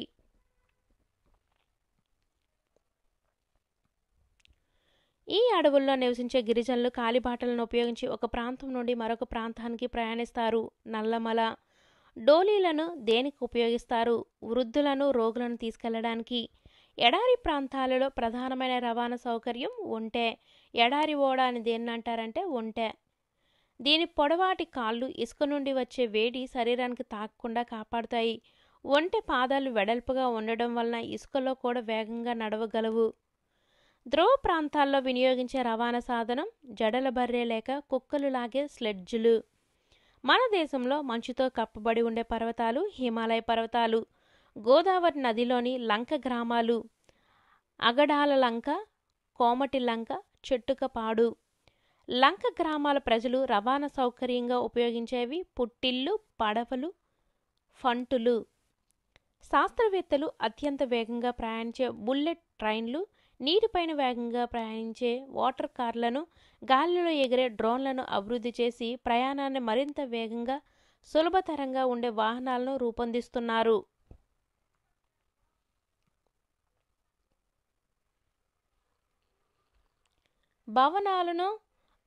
భావనలను అనుభూతులను వ్యక్తం చేసే ప్రక్రియ భావప్రసారం. భావప్రసారము 2 విధాలుగా ఉంటుంది.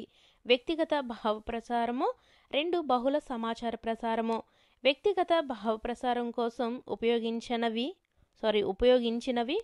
పోస్ట్ కార్డులు, ఇన్లాండ్ ఉత్తరాలు, పోస్టల్ కవర్లు.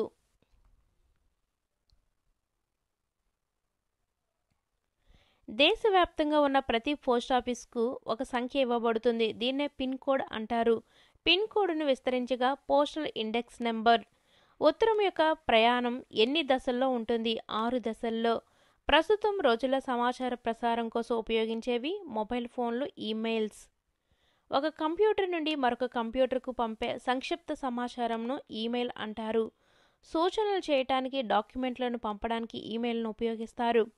అంతర్జాలంతో సంధానించబడిన స్మార్ట్ ఫోను, ల్యాప్టాప్, కంప్యూటర్ను ఈమెయిల్ కొరకు వినియోగిస్తారు.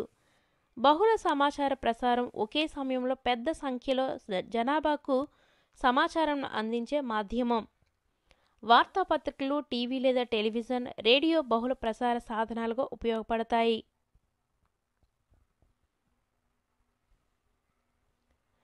వార్తాపత్రిక. వార్తలు, వివిధ వ్యాసాలు, ప్రకటనలు వంటి అనేక అంశాలు వార్తాపత్రికల్లో ఉంటాయి. ప్రపంచ వార్తలను, సమాచారాన్ని ప్రింట్ రూపంలో ఎవరైనా పొందవచ్చు. Next radio. వినికిడికి సంబంధించిన పరికరం ఇది.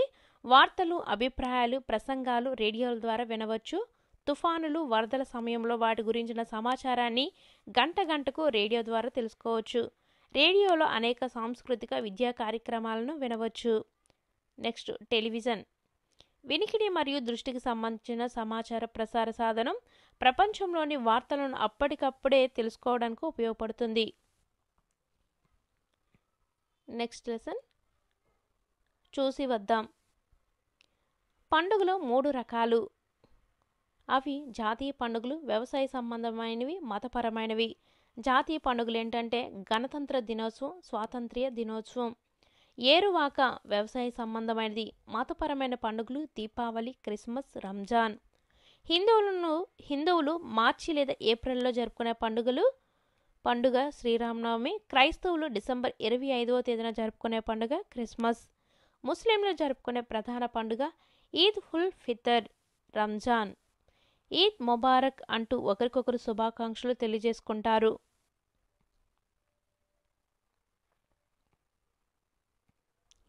గురునానక్ పుట్టినరోజు గుర్పరచ్గా పిలుచుకునే మతస్థులు సిక్కులు. సిక్కుల ప్రధానమైన పండుగ గురునానక్ జయంతి. బౌద్ధులు జరుపుకునే ముఖ్యమైన పండుగ బుద్ధుని జయంతి. ఈ పండుగ బుద్ధి పూర్ణిమ అని ప్రాముఖ్యం చెందింది. పాడేరు వద్ద మోదుగుగల గ్రామంలో జరిగే మోదుకండమ్మ జాతర ఏ నెలలో జరుగుతుంది? మే నెల. సంవత్సరంలో ఒకసారి స్థానిక దేవాలయంలో జరిపే పండుగ జాతర. ఉత్తరాంధ్రలోని గిరిజనులు జరిపే జాతరలో ప్రధానమైన పండుగ మోదుకుండమ్మ తల్లి జాతర.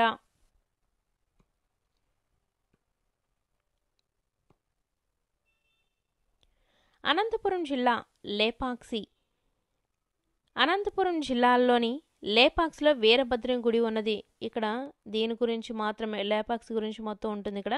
అయితే ఇక్కడ వీటికి చాలా ఈజీగా గుర్తుపెట్టుకోవడానికి కోడ్స్ పెట్టాను. ఆ వీడియో డిస్క్రిప్షన్ మరియు కామెంట్ బాక్స్లో అయితే మెన్షన్ చేస్తాను. ఖచ్చితంగా ఆ కోడ్స్ వీడియో చూసి మీరు కోడ్స్ రాసుకోండి. బుక్ దగ్గర కానీ లేదా మీరు పీడిఎఫ్ ఆల్రెడీ తీసుకున్నట్లయితే ఆ పక్కన కోడ్స్ రాసుకోండి, చాలా బాగా గుర్తుంటాయి. అనంతపురం జిల్లాలోని లేపాక్షిలో వీరభద్రుని గుడి ఉన్నది. 1530లో విజయనగర రాజ్య గవర్నర్లైన విరూపానంద మరియు వీరన్నలు ఈ గుడిని కట్టారు. ప్రపంచ ప్రఖ్యాతిగాంచిన నంది విగ్రహం ఇక్కడుంది. ఈ నందిని లేపాక్షి బసవన్న అని పిలుస్తారు.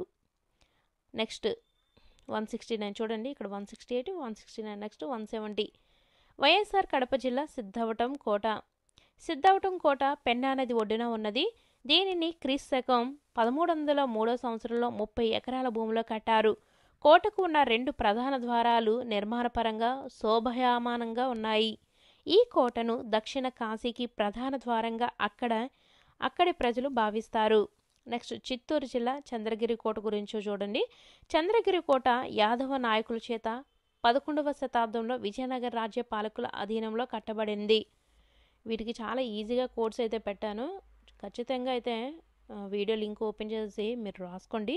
కోటలో రాజ్మహల్, రాణి మహల్ చెక్కు చెదరకుండా 300 సంవత్సరాలుగా అలాగే ఉండటం గొప్ప విషయం. నెక్స్ట్ రోళ్లపాడు శాంక్చురీ పక్షి సంరక్షణ కేంద్రం, వేటికి ఆవాసము బట్టమేకపెట్ట ఏ జిల్లాలో ఉంది? కర్నూలు. శ్రీ పొట్టి శ్రీరాములు నెల్లూరు జిల్లా. Satish Dhawan Indian space research organisation ISRO. So ఇక్కడ పులికాట్ సరస్సు దగ్గరలో సూళ్లూరుపేటలో నిర్మించబడింది. కృత్రిమ ఉపగ్రహాలకు ర్యాకెట్ల ద్వారా ఇక్కడి నుండి అంతరిక్షంలోకి పంపుతూ ఉంటారు. నేలపట్టు వద్ద పులికాట్ సరస్సులో ఫ్లెమింగో పక్షుల శాంక్చురీ ఉన్నది. ఇక్కడ ప్రతి సంవత్సరం ఫ్లెమింగో పండుగ జరుపుతారు.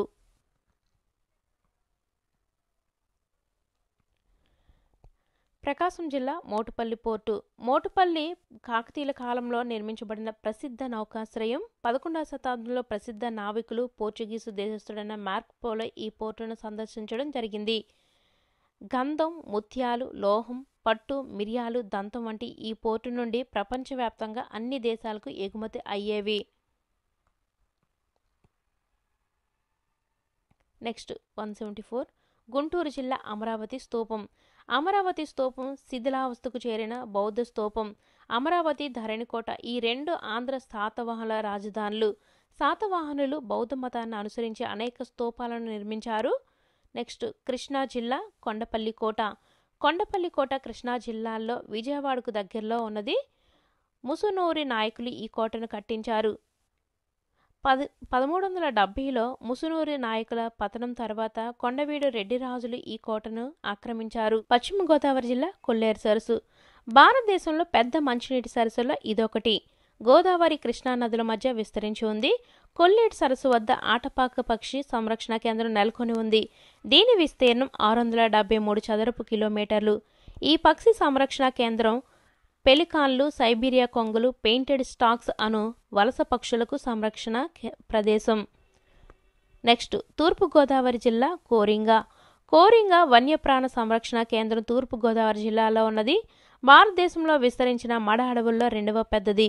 ఈ ప్రదేశంలో అనేక రకాల మడ చెట్లు మరియు 120 కన్నా ఎక్కువ సంఖ్యలో పక్షి జాతులు ఉన్నాయి. మడ ఆవరణ వ్యవస్థ సముద్రం లేదా మహాసముద్రం నది కలిసే ప్రదేశం. కోర్స్ అయితే మాత్రం ఖచ్చితంగా చూడండి, చాలా చాలా ఇంపార్టెంట్, బాగా గుర్తుంటుంది కోర్స్ చూడటం వల్ల. విశాఖపట్నం జిల్లా బొర్రా గుహలు. విశాఖపట్నం జిల్లా అరకులోయలోని అనంతగిరి కొండల్లో బొర్రా గుహలు కేంద్రీకరించబడి ఉన్నాయి. 705 మీటర్ల పొడవున 80 మీటర్ల లోతుకు విస్తరించి ఉన్న ఈ గుహలు భారతదేశంలో లోతైన పెద్ద గుహల్లో ఒకటి.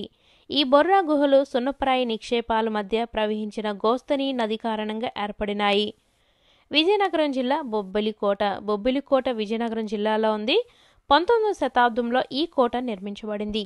దగ్గరలోని మట్టి కోట 1757లో బొబ్బిలి రాజులకు విజయనగర రాజులకు మధ్య జరిగిన బొబ్బిలి యుద్ధంలో నాశనమైన తరువాత అదే పేరుతో తిరిగి నిర్మించబడింది. ఇక్కడికి దగ్గరలోని గొల్లపల్లికి చెందిన సర్వసిద్ధి వడ్రంగుల చేత ప్రసిద్ధ బొబ్బిలి వీణ తయారు చేయబడుతుంది. శ్రీకాకుళం జిల్లా తేలినీలపురం. దీని గురించి అయితే చూద్దాం ఒకసారి. తేలినీలాపురం మరియు తేలుకుంచి పక్షి సంరక్షణ కేంద్రాలు శ్రీకాకుళం జిల్లాలో ఉన్నాయి. ప్రతి సంవత్సరం సుమారు 3000 సంఖ్యలో పెలికాన్లు మరియు పెయింటెడ్ స్టార్క్ పక్షులు సైబీరియా నుండి ఈ గ్రామాలను సెప్టెంబర్ నుండి మార్చి నెల వరకు సందర్శిస్తూ ఉంటాయి. మరొకసారి, ప్రతి సంవత్సరం సుమారు 3000 సంఖ్యలో పెలికాన్లు మరియు పెయింటెడ్ స్టార్క్ పక్షులు సైబీరియా నుండి ఈ గ్రామాలను సెప్టెంబర్ నుండి మార్చి నెల వరకు సందర్శిస్తూ ఉంటాయి. నెక్స్ట్ లాస్ట్ లెసన్, మనం ఎక్కడున్నామో. శ్రీకాకుళం జిల్లా సీతంపేట గ్రామం దోనుబాయ్ గ్రామానికి తూర్పుగా కొండలు, పైనాపిల్ తోటలు ఉన్నాయి. పశ్చిమాన మల్లి గ్రామం, ఉత్తరం వైపు ముత్యాల గ్రామం, దక్షిణాన సంభం గ్రామం సరిహద్దులుగా లేదా ఎల్లలుగా ఉన్నాయి. సీతంపేట మండలానికి సరిహద్దులు తూర్పున కొత్తూరు మండలం, పశ్చిమాన పాలకొండ మండలం, ఉత్తరాన భామిని మండలం, దక్షిణాన బోర్జ మండలం. వీటికి కూడా కోర్సు పెట్టానండి, చూడండి. శ్రీకాకుళం జిల్లాకి సరిహద్దులు తూర్పున బంగాళాఖాతం, పడమరాన దక్షిణాన విజయనగరం జిల్లా, ఉత్తరాన ఒరిస్సా రాష్ట్రం ఉన్నాయి. ఆంధ్రప్రదేశ్ సరిహద్దులు చూసుకున్నట్లయితే తూర్పున బంగాళాఖాతం, పడమర కర్ణాటక రాష్ట్రం, ఉత్తరాన ఒరిస్సా, తెలంగాణ, ఛత్తీస్గఢ్ రాష్ట్రాలు, దక్షిణాన తమిళనాడు రాష్ట్రం. ఆంధ్రప్రదేశ్ రాష్ట్రంలో 13 జిల్లాలు ఉన్నాయి. ఆంధ్రప్రదేశ్ రాజధాని అమరావతి. దేశంలో విస్తీర్ణ పరంగా మన రాష్ట్రం 7వది. నైసర్గికంగా ఆంధ్రప్రదేశ్ 3 ప్రదేశాలుగా విభజించబడింది. అవి ఉత్తరాంధ్ర, రాయలసీమ మరియు దక్షిణాంధ్ర. కొన్ని గ్రామాలు కలిసి మండలం, మండలాలు కొన్ని కలిసి జిల్లా కొన్ని జిల్లాలు కలిసి రాష్ట్రం అవుతుంది. ఇక్కడ ఆంధ్రప్రదేశ్ జిల్లాలు అక్కడ ఆప్షన్ బట్టి అయితే మీరు ఐడెంటిఫై చేయండి. ఇప్పుడైతే ప్రజెంట్ 23 జిల్లాలు కదా. నెక్స్ట్, న్యూఢిల్లీ భారతదేశ రాజధాని. నైసర్గికంగా భారతదేశం 28 రాష్ట్రాలు, 9 కేంద్రపాలిత ప్రాంతాలుగా విభజింపబడింది. భారతదేశం విస్తీర్ణ పరంగా ప్రపంచంలో 7వ స్థానాన్ని, జనాభా పరంగా 2వ స్థానాన్ని ఆక్రమించిన దేశం. కొన్ని దేశాలను కలిపి ఖండం అంటారు. మొత్తం భూగోళం 3 వంతులు నీటితోనూ 1 వంతు భూభాగంతోనూ ఉన్నది. భూగోళం పైన ఉన్న భూభాగం మొత్తాన్ని 7 భాగాలుగా విభజించారు. వీటిని ఖండాలు అంటారు. ఖండాలన్నింటితో కలిపిన భూమిని ప్రపంచం అంటున్నాం. ప్రపంచంలో ఎన్ని ఖండాలున్నాయి? 7. ఆసియా, ఆఫ్రికా, ఆస్ట్రేలియా, ఉత్తర అమెరికా, దక్షిణ అమెరికా, అంటార్కిటికా. పక్షుల ఖండం అని ఏ ఖండాన్ని పిలుస్తారు? దక్షిణ అమెరికా. భూగోళంపైని జలభాగాన్ని 5 విభాగాలకు విభజించారు. అవి మహాసముద్రాలు: పసిఫిక్ మహాసముద్రం, అట్లాంటిక్ మహాసముద్రం, హిందూ మహాసముద్రం, ఆర్కిటిక్ మహాసముద్రం మరియు దక్షిణ మహాసముద్రం. మహాసముద్రాల్లో పసిఫిక్ మహాసముద్రం బాగా లోతైనది.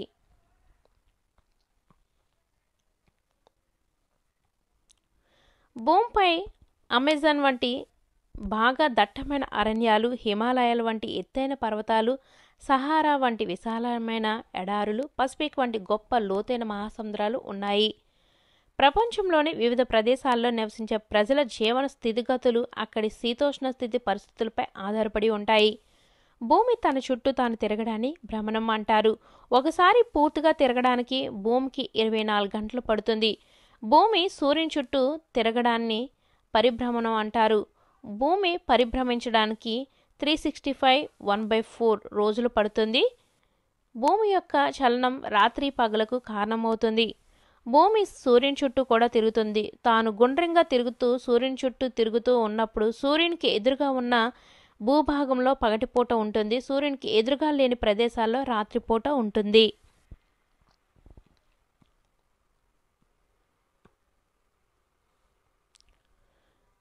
నక్షత్రాలు గుంపులుగా ఒక ఆకారంలో అమరి ఉంటాయి. ఆ ఆకారాలను నక్షత్ర కూటమి లేదా నక్షత్ర రాశి అంటారు. చంద్రుని ఆకారం రోజు రోజుకు మారుతుంది. ఈ మార్పులను చంద్ర దశలు అంటారు.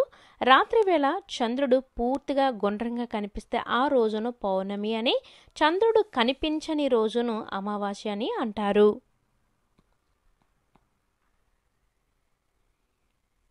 నెక్స్ట్ ఇక్కడ మీకు తెలుసు అన్న దాంట్లో ఇచ్చారు శ్రీకాకుళం, అదే ఆంధ్రప్రదేశ్ జిల్లాలు మరియు ప్రధాన కార్యాలయాలు. శ్రీకాకుళం జిల్లాలో ప్రధాన కార్యాలయం శ్రీకాకుళమే.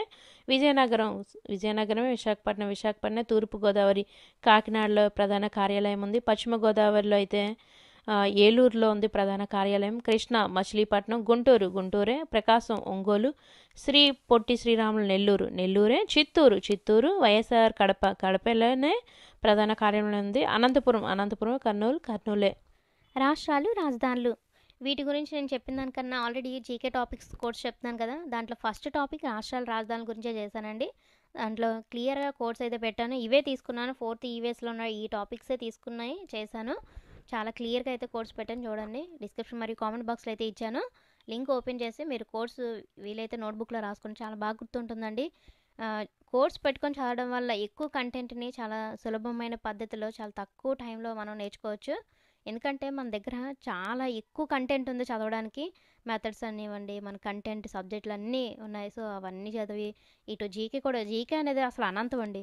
అవన్నీ చదువుకొని గుర్తుపెట్టుకోవాలంటే ఈ చిన్న మెథడ్ ఎక్కడైనా గుర్తుపెట్టుకుంటుందండి. సో అందుకనే కొన్ని టాపిక్స్ ఎక్కువగా ఉన్న కంటెంట్ ఏది ఉందో అది కొంచెం కోర్సులో పెట్టుకొని చదివితే బాగా గుర్తుంటుందండి. 5th క్లాస్ ఈవీఎస్ 2020 మరియు 2023 బుక్స్ నుంచి తీసుకున్న bits. First and second lesson ప్రజలు, వలసలు, వాతావరణ మార్పు. ఫస్ట్ వన్, ప్రజలు మెరుగైన జీవనం కోసం కాలానుగుణంగా ఒక ప్రాంతం నుండి మరొక ప్రాంతానికి వెళ్ళడాన్ని ఏమంటారు? వలస వలన కొన్నిసార్లు ఆయా కుటుంబాల్లో మార్పులు జరగవచ్చును. వలసకు ప్రధానంగా 2 కారణాలు. అవి 1 సహజ కారణాలు, 2 ఆర్థిక కారణాలు. ఈ క్రింది వానిలో వలసకు సంబంధించిన సహజ కారణాలు: వరదలు, తుఫానులు, భూకంపాలు మొదలైన ప్రకృతి వైపరీత్యాలు. ఈ క్రింది వానిలో వలసకు సంబంధించిన ఆర్థిక కారణం ఉద్యోగ బదిలీలు, పేదరికం, ఉద్యోగ అవకాశాలు, సంచార జీవనం, సామాజిక వలస. ఈ పేదరికం అనేది పాత టెక్స్ట్ బుక్లు అయితే దీంట్లో ఇచ్చారు, న్యూ టెక్స్ట్ బుక్లు అయితే దీంట్లో కల్పించారు. సో మనం న్యూ టెక్స్ట్ బుక్ ప్రామాణికంగా తీసుకోవాలి కాబట్టి సో దాన్ని బట్టి నేను ఇక్కడ పీడిఎఫ్ అయితే క్వశ్చన్స్ అయితే ఇచ్చాను. ప్రకాశం జిల్లా ప్రధాన పంట పొగాకు. పట్టణ ప్రాంతాల్లో మురికివాడలు ఏర్పడడానికి కారణం పేదరికం, ఆర్థిక నియంత్రణ లేకపోవడం, ప్రణాళిక లోపం. వృత్తాకారంలో గీయబడిన ఒక రేఖాచిత్రం పై చార్ట్. ఇది అంకెలను భాగాల రూపంలో సూచించడానికి ఉపయోగపడుతుంది. ఒక కుటుంబ వారి ఆదాయాన్ని ఏ అంశాల కోసం అంటే అవసరాలు, సౌకర్యాలు, విలాసాలు మరియు ఇతరములు ఖర్చు చేశారో తెలియజేసే పట్టికను ఏమంటారు? బడ్జెట్ లేదా కుటుంబ పద్దు. పొదుపు వలన కలిగే ప్రయోజనం అత్యవసర పరిస్థితుల్లో ఉపయోగపడుతుంది, ఆర్థిక స్వాతంత్రం ఇస్తుంది, ఖర్చు తగ్గిస్తుంది. పొదుపు వలన కలిగే ప్రయోజనాలు ఇవి.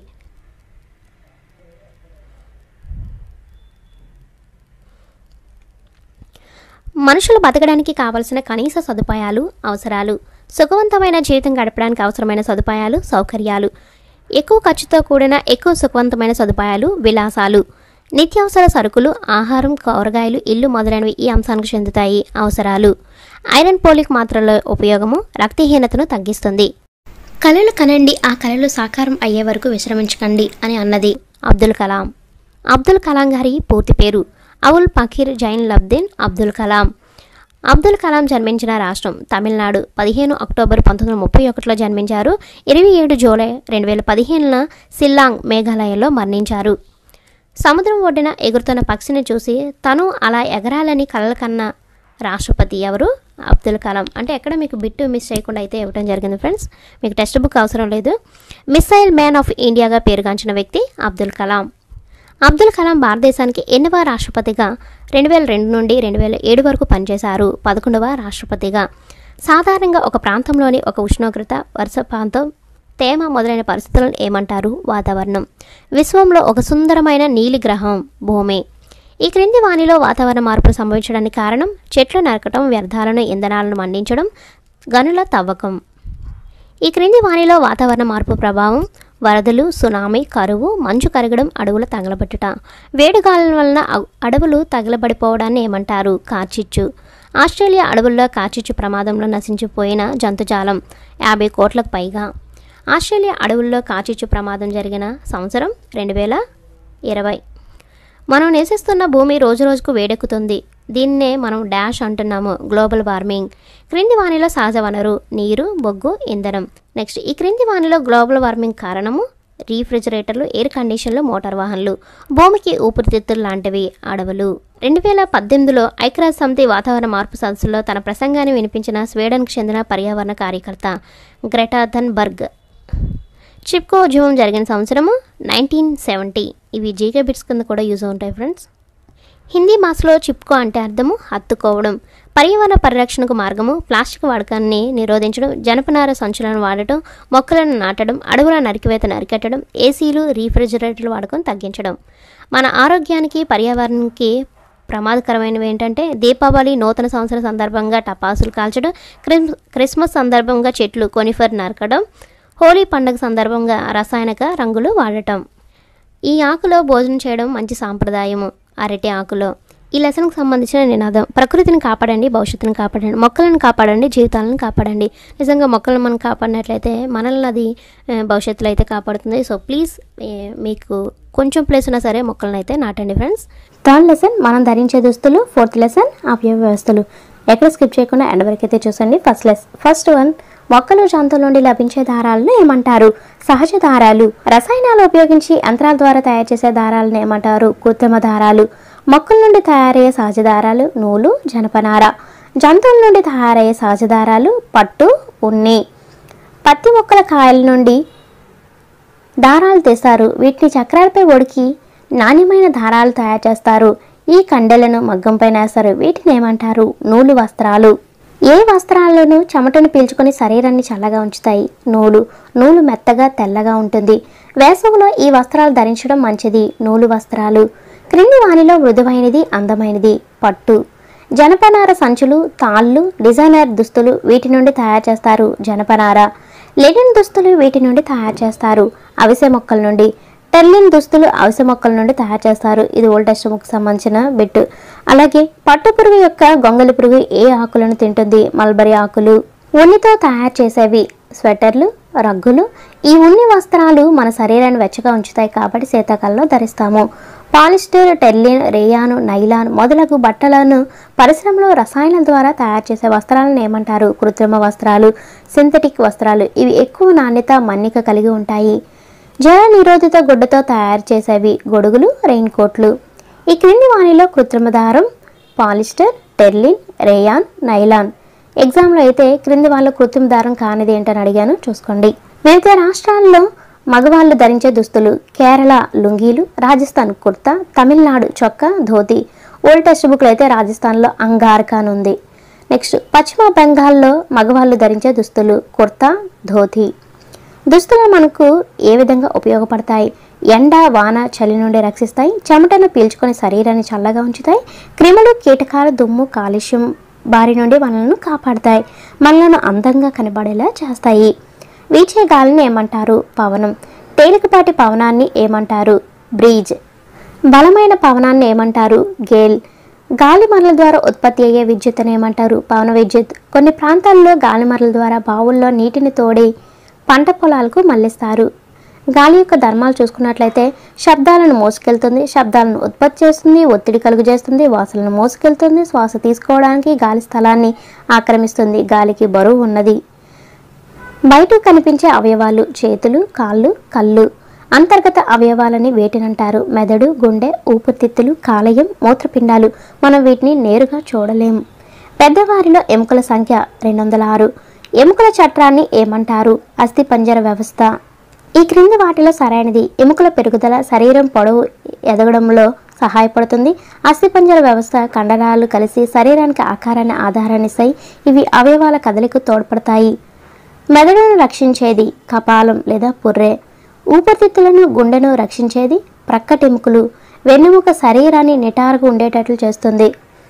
బాహ్య చెవి లేదా పిన్న మరియు ముక్కు చివరి భాగం డాష్ అనే మెత్తని ఎముకతో నిర్మితమై ఉంటుంది. మృదులాస్థి. సంక్లిష్టమైన ఆహార పదార్థాలు జీర్ణరసాల్లో ఉండే ఎంజైమ్ల సహాయంతో రక్తంలోనికి శోషించబడే సరళ పదార్థాలుగా మారడాన్ని ఏమంటారు? జీర్ణక్రియ. మన శరీరంలో చిన్న ప్రేగు పొడవు 6 మీటర్లు. పని చేసేటప్పుడు, ఆటలు ఆడేటప్పుడు, నిద్రపోయేటప్పుడు మనకు తెలియకుండానే నిరంతరం గాలిని పీల్చుకొని విడిచిపెడుతూ ఉంటాం. దీనిని ఏమంటారు? శ్వాసక్రియ.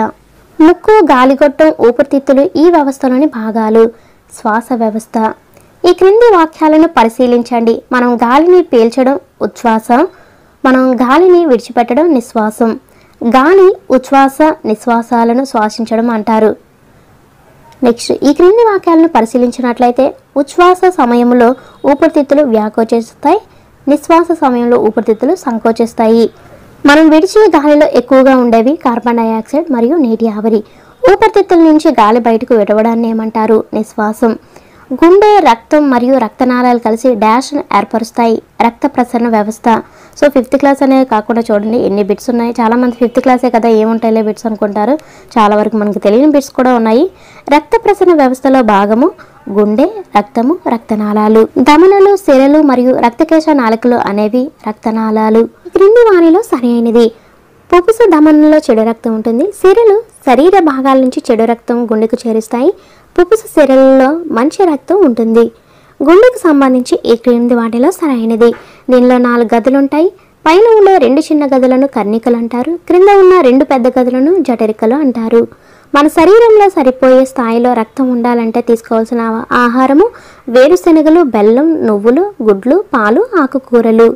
రక్తంలో 3 రకాల రక్త కణాలు ఉంటాయి. ఒకటి ఎర్ర రక్త కణాలు, తెల్ల రక్త కణాలు, రక్త ఫలికలు. రక్తం ఎరుపు వర్ణంలో కనిపించడానికి కారణమైన ప్రోటీన్ హిమోగ్లోబిన్. పిల్లలు రక్తహీనత అధిగమించేందుకు ఆంధ్రప్రదేశ్ ప్రభుత్వం మధ్యాహ్న భోజనంలో పిల్లలకు ఏం సరఫరా చేస్తుంది? పల్లి చిక్కీలు. మన శరీరంలో అధికమైన అనవసరమైన ద్రవాలు బయటకు పంపించే వ్యవస్థను ఏమంటారు? విసర్జక వ్యవస్థ. విసర్జక వ్యవస్థలో భాగాలు మూత్రపిండాలు, ఊపిరితిత్తులు, చర్మం, కాలేయము. మూత్రపిండాలు ఈ ఆకారంలో ఉంటాయి. చిక్కుడు గింజ ఆకారంలో ఉంటాయి. రక్తంలోని మలినాలను తొలగించేవి మూత్రపిండాలు. ఊపిరితిత్తులు డాష్ వంటి నిర్మాణం కలిగి ఉంటాయి. స్పాంజీ. మన శరీరంలో అతిపెద్ద అవయవం చర్మం. ఇది మన శరీరంలో అదనపు నీటిని, లవణాలను చర్మరంధ్రాల ద్వారా చెమట రూపంలో బయటకు విసర్జిస్తుంది. మన శరీరంలోని వ్యర్థాలను తొలగించడానికి ఉపయోగపడేవి నీరు, పీచు పదార్థాలు. మెదడు, వెన్నెముక మరియు నాడులు కలిపి ఏమంటారు? నాడీ వ్యవస్థ. నాడులు సమాచారాన్ని శరీర భాగాల నుంచి మెదడుకు, మెదడు నుంచి శరీర భాగాలకు తీసుకొని పోతాయి. శరీర భాగాల పనితీరును నియంత్రించేవి మెదడు, వెన్నెముక, నాడులు. ఈ క్రింది వానిలో జ్ఞానేంద్రియాలు కళ్ళు, చెవులు, ముక్కు, నాలుక, చర్మం. మనం సీతాకోక చిలుక రంగులను, కోయల పాటలను, గులాబీ పరిమళాలను, పచ్చని గడ్డి మెత్తదనాన్ని ఆస్వాదించగలుగుతున్నాం. దీనికి కారణం నాడీ వ్యవస్థ సమర్థవంతమైన పని విధానమే. ఆక్సిజన్ పోషకాలను అన్ని శరీర భాగాలకు సరఫరా చేయడంలో తోడ్పడేది రక్త ప్రసరణ వ్యవస్థ. శరీరంలోని అధికమైన నీటిని, రక్తంలోని మలినాలను శరీరం నుండి విసర్జించేది విసర్జక వ్యవస్థ. శరీరంలో అన్ని వ్యవస్థలు సక్రమంగా పనిచేయేలా చూసే వ్యవస్థ నాడీ వ్యవస్థ. 5th లెసన్ వ్యవసాయం. ఫస్ట్ వన్, వరి సాగులో వివిధ దశలు. దుక్కి దున్నడం, చదును చేయటం, నాట్లు వేయటం, నీరు పెట్టడం, ఎరువులు వేయట, సస్యరక్షణ, పంట కోత, నూర్చడం, ఎగరబోయడం లేదా తూర్పారపట్టడం, నిల్వ చేయడం, మర పట్టించడం. ఈ పంట పండించడానికి అధిక పరిమాణంలో నీరు అవసరం. వరి. రైతులు పంట దిగుబడులకు ఈ ఎరువులను ఉపయోగిస్తారు. కంపోస్ట్ ఎరువులు లేదా సేంద్రియ ఎరువులు. వరి మొక్కలకు వ్యాధులు సోకి పంట నాశనమైతే దాన్ని నివారించడానికి క్రిమి సంహారకాలను వాడతారు. వరి సాగులో ఆ దశ. సస్య రక్షణ. Repeat again. వరి మొక్కలకు వ్యాధులు సోకి పంట నాశనమైతే దాన్ని నివారించడానికి క్రిమి సంహారకాలను వాడతారు. వరి సాగులో ఆ దశ ఏమిటి? సస్య రక్షణ. గింజలను ఊకను వేరు చేసే వరి సాగు దశ ఏంటంటే ఎగరబోయడం లేదా తూర్పారబట్టడం. ఇంగ్లీష్లో అయితే విన్నోయింగ్ అంటారు. పొలానికి నీటిని సరఫరా చేయడాన్ని ఏమంటారు? నీటి పారుదల. ఈ పంటను నీరు ఆధారిత పంటగా చెప్తారు. వరి సాగుకి నీరు ముఖ్యమైన వనరు. వ్యవసాయానికి నీరు సరఫరా 4 రకాలుగా చేస్తారు. 1 క్షేత్ర నీటిపారుదల, ఇంగ్లీష్లో ఫీల్డ్ ఇరిగేషన్ అంటారు. ఇరిగేషన్ అంటే నీటిపారుదల. 2 చాలు నీటిపారుదల, ఇంగ్లీష్లో furrow irrigation. 3rd one sprinkler నీటిపారుదల, ఇంగ్లీష్లో అయితే స్ప్రింక్లరే సేమ్గా ఉంటుంది, స్ప్రింక్లర్ ఇరిగేషన్. 4th వన్ బిందు సేద్యం, ఇంగ్లీష్లో డ్రిప్ ఇరిగేషన్. ఒక్కొక్కసారి ఈ 4 ఆప్షన్స్లో అడుగుతాను. ఎగ్జామ్ అయితే నేను పెట్టిన ఎగ్జామ్లో మాత్రం ఇలా ఇంగ్లీష్లో ఆప్షన్స్ ఇచ్చాను, చూసుకోండి ఫ్రెండ్స్. వర్షపాతం తగినంతగా లేనప్పుడు ఈ విధానం ద్వారా పొలానికి నీరు సరఫరా చేస్తారు. క్షేత్ర నీటిపారుదల లేదా ఫీల్డ్ ఇరిగేషన్. ఈ విధానంలో చాళ్ళు మరియు కందకాలు త్రవ్వి వాటి ద్వారా పొలానికి నీరు సరఫరా చేస్తారు. చాలు నీటిపారుదల లేదా ఫర్రో ఇరిగేషన్. ఈ విధానంలో నియంత్రిత పద్ధతుల్లో ప్రత్యేక పైపుల ద్వారా వర్షం వలె నీటిని చల్లుతారు. Sprinkler irrigation. నీటి గొట్టాన్ని చిన్న చిన్న రంధ్రాలు చేసి నేలపై ఉంచి నీరు ఈ రంధ్రాల ద్వారా నేరుగా పంట మొక్కల వేళ్లకు చేర్చే విధానం బిందు సేద్యం, ఇంగ్లీష్లో డ్రిప్ ఇరిగేషన్. వ్యవసాయంలో ఉపయోగించే సాంప్రదాయ పనిముట్లు నాగలి, గడ్డపార, విత్తనాలు, గొర్రు, కొడవలి. వ్యవసాయంలో ఉపయోగించే ఆధునిక పనిముట్లు వరి నాట్లే యంత్రం, వరి కోతే యంత్రం. మొక్కల పెరుగుదల, పంట దిగుబడి దీనిపై ఆధారపడి ఉంటుంది. నేల సారం. ఎరువులను ఉపయోగించడం ద్వారా పంట పెరుగుదల, దిగుబడిని పెంచవచ్చు. ఈ క్రింది వాటిలో సహజ ఎరువులు కంపోస్ట్, మొక్కల అవశేషాలు, ఆవు పేడ, జంతువుల విసర్జితాలు. రసాయన ఎరువులు నేలలో ఉండిపోయి నేల సారాన్ని తగ్గిస్తాయి. పంటలను వీటి నుండి రక్షించాలి. హానికరమైన కీటకాలు, తెగుళ్ళ వ్యాధులు, జంతువుల నుండి మనము పంటలను రక్షించాలి. తెగుళ్ళ నుండి రక్షించడానికి క్రిమిసంహారకాలను ఉపయోగిస్తారు. మొక్కల్లో పరాగ సంపర్కం మరియు విత్తనాలు ఏర్పడటంలో ప్రముఖ పాత్ర వహించేవి సీతాకోక చిలుకలు, తేనెటీగలు. గొంగళి పురుగు మాత్గా మారి పంటను నాశనం చేస్తుంది. ఒక్కొక్కసారి ఎగ్జామ్లో గొంగళి పురుగు ఏ విధంగా మారి పంటను నాశనం చేస్తుందని అడగొచ్చు. మాత్గా మారి. సీతాకోక చిలుక జీవచక్రం చూసుకున్నట్లయితే గుడ్డు, లార్వా, ప్యూపా, ఇమాగో. కప్ప జీవచక్రం ఈ క్రింది వాటిలో సరైనది. గుడ్లు, తోక కప్ప లేదా టాడ్పోల్, కాళ్ళు కలిగిన టాడ్పోల్, చిరు కప్ప, ఫైనల్గా కప్ప. టాడ్పోల్స్ అని వీటిని అంటారు. తోక కప్పలు లేదా కప్ప లార్వాలను టాడ్పోల్స్ అంటారు. కప్పలు టాడ్పోల్గా ఉన్నప్పుడు వీటిని తిని నీటిని శుభ్రంగా ఉంచడంలో సహాయపడతాయి. శైవలాలను తిని నీటిని శుభ్రంగా ఉంచడంలో సహాయపడతాయి. కప్పలు వీటిని ఆహారంగా తీసుకుంటాయి. దోమలు, ఇతర క్రిములు, కీటకాలు. ఇది 2020 టెక్స్ట్ బుక్ నుండి అయితే ఈ బిట్ ఉంది. పర్యావరణం దెబ్బతినడం గురించి తెలియజేయడంలో మంచి సూచికలుగా ఉపయోగపడేవి సీతాకోక చిలుకలు మరియు కప్పలు. వీటిని మనం రక్షించుకోకపోతే మొక్కల ఆవరణ వ్యవస్థపై ప్రభావం చూపి చివరగా ఆహారపు గొలుసు విచ్ఛిన్నమవుతుంది. సీతాకోక చిలుకలు మరియు కప్పలు. క్రిమి సంహారకాలు ఉపయోగించడం వలన వీటి ఉనికి దెబ్బతింటుంది. ఒక్కొక్కసారి ఎగ్జామ్లో క్రిమి సంహారకాలు ఉపయోగించడం వలన వేటి ఉనికి దెబ్బతింటుంది అని అడగొచ్చు. సీతాకోక చిలుకలు మరియు కప్పలు. రసాయనాల కాలుష్యానికి ఎక్కువగా ప్రభావితం అయ్యేవి సీతాకోక చిలుకలు మరియు కప్పలు. పొలాల్లో దిష్టిబొమ్మలు పెట్టడం వరి సాగు ఈ దశలో ఒక పద్ధతి. సస్య రక్షణ. క్రిమి సంహారకాలు చల్లేటప్పుడు రైతులు పాటించవలసిన జాగ్రత్తలు: చేతికి తొడుగులు, కళ్ళజోళ్ళు, మాస్కులు, బూట్లు, దుస్తులు ధరించాలి. తినడం లేదా త్రాగటం అనేది చేయకూడదు. క్రిమి సంహారక డబ్బాలు, స్ప్రేయర్లు కారకుండా జాగ్రత్త పడాలి. గాలికి వ్యతిరేక దిశలో పిచికారీ చేయకూడదు. రైతులు అధిక దిగుబడుల కోసం పురుగు మందులు, రసాయన ఎరువులు విచక్షణారహితంగా ఉపయోగించడం వల్ల వచ్చే వ్యాధి కాన్సర్. సేంద్రియ వ్యవసాయంలో రైతులు వేటిని సేంద్రియ ఎరువులుగా ఉపయోగిస్తారు? పశువుల వ్యర్థాలు, వర్మీ కంపోస్ట్, నూనె చెక్క, జీవ వ్యర్థాలు. దీన్నే ZBNF అంటారు. ZBNF అనగా జీరో బడ్జెట్ నేచురల్ ఫార్మింగ్. సేంద్రియ వ్యవసాయం వలన ఉపయోగం చూసుకున్నట్లయితే పర్యావరణం పరిరక్షించబడుతుంది, కాలుష్యాన్ని తగ్గిస్తాయి, నీటిని పొదుపు చేస్తాయి, నేల కోతను తగ్గిస్తాయి, తక్కువ శక్తిని ఉపయోగించుకుంటాయి మరియు నేల సారాన్ని పెంచుతాయి. ధాన్యాన్ని నిల్వ చేసేటప్పుడు తీసుకోవాల్సిన జాగ్రత్తలు ఏంటి? ధాన్యాన్ని ఎండబెట్టి నిల్వ చేసే గదిలో గాలి వెలుతురు ఉండేటట్లు చూడాలి. నిల్వ చేసే ముందు పురుగు మందులు చల్లి గదిని శుభ్రం చేయాలి. కీటకాలు, ఎలుకలు గింజలను తినకుండా గదులను ఎత్తైన స్థలంలో ఉండేటట్లు చూడాలి. మన రాష్ట్రంలో ముఖ్యమైన ఆహార పంట వరి. ఎంత శాతం మంది ప్రజల ప్రధాన వృత్తి వ్యవసాయము? 62%. ఈ క్రింది వారిలో చిరుధాన్యాలు, కొర్రెలు, అండు కొర్రెలు, సామలు, అరికెలు, ఊదలు ఈ చిరుధాన్యాలు మన రాష్ట్రంలో పండిస్తున్నారు. వరి, గోధుమ, చిరుధాన్యాలు ఉత్పత్తి చేయడంలో భారతదేశం ఎన్నవ స్థానంలో ఉంది? 2వ స్థానంలో. సంతులిత ఆహారంలో తగిన పరిమాణంలో ఉండే పోషకాలు, ప్రోటీన్స్, క్రొవ్వులు, పిండి పదార్థాలు, విటమిన్లు, ఖనిజ లవణాలు. మనకు శక్తిని ఇచ్చే ఆహారంలో ముఖ్యమైనవి కార్బోహైడ్రేట్స్, పిండి పదార్థాలు. పిండి పదార్థాలకు వనరులుగా వీటిని చెప్పుకోవచ్చు. వరి, గోధుమ, జొన్నలు, మొక్కజొన్న, చిరుధాన్యాలు, బంగాళదుంప, బెల్లం, చిలగడదుంప. శరీర పెరుగుదలకు సహాయపడే ఆహార పదార్థాలు పెసలు, మినుములు, కందులు, శనగలు, పప్పు ధాన్యాలు, కాయధాన్యాలు, బఠానీలు, గుడ్లు, మాంసం. ఇవి ఒక్క పెరుగుదలకు మాత్రమే కాకుండా ఎక్కువ శక్తిని ఇవ్వడానికి మరియు గాయాలను తగ్గించడంలో కూడా ఉపయోగపడతాయి. ఈ క్రింది వాటిలో పోషకాలు కలిగిన ఆహార పదార్థం చూసుకున్నట్లయితే రాగి సంకటి, జొన్న రొట్టెలు, పల్లి చిక్కీ. సరైన నిష్పత్తిలో అన్ని పోషకాలను కలిగి ఉన్న ఆహారాన్ని ఏమంటారు? సమతుల్య ఆహారం. 1 కిలో వరి ఉత్పత్తి చేయడానికి అవసరమయ్యే నీరు 3000 నుంచి 5000 లీటర్లు. ప్రపంచ ఆవరణ వ్యవస్థలో నిర్వాహకులు రైతులు. 6th లెసన్, నీరు ఎంతో విలువైనది. మన గ్రామాల్లో ప్రధానమైన నీటి వనరులు చెరువులు, నూతులు, బోరుబావులు. వర్షపు నీటిని నిల్వ చేయడానికి చెరువులు నిర్మిస్తాం. నదుల్లో నీరు నిల్వ చేయడానికి ఆనకట్టలు మరియు జలాశయాలను నిర్మిస్తారు. జలాశయాల్లో నీటి మట్టం పెంచడానికి నదీ వాలుకు అడ్డుగా నీటిని నిల్వ చేయడానికి నిర్మించబడిన అడ్డుకట్టను ఏమంటారు? ఆనకట్ట. నీటి వనరులకు ముఖ్యమైన జలవనరు వర్షం.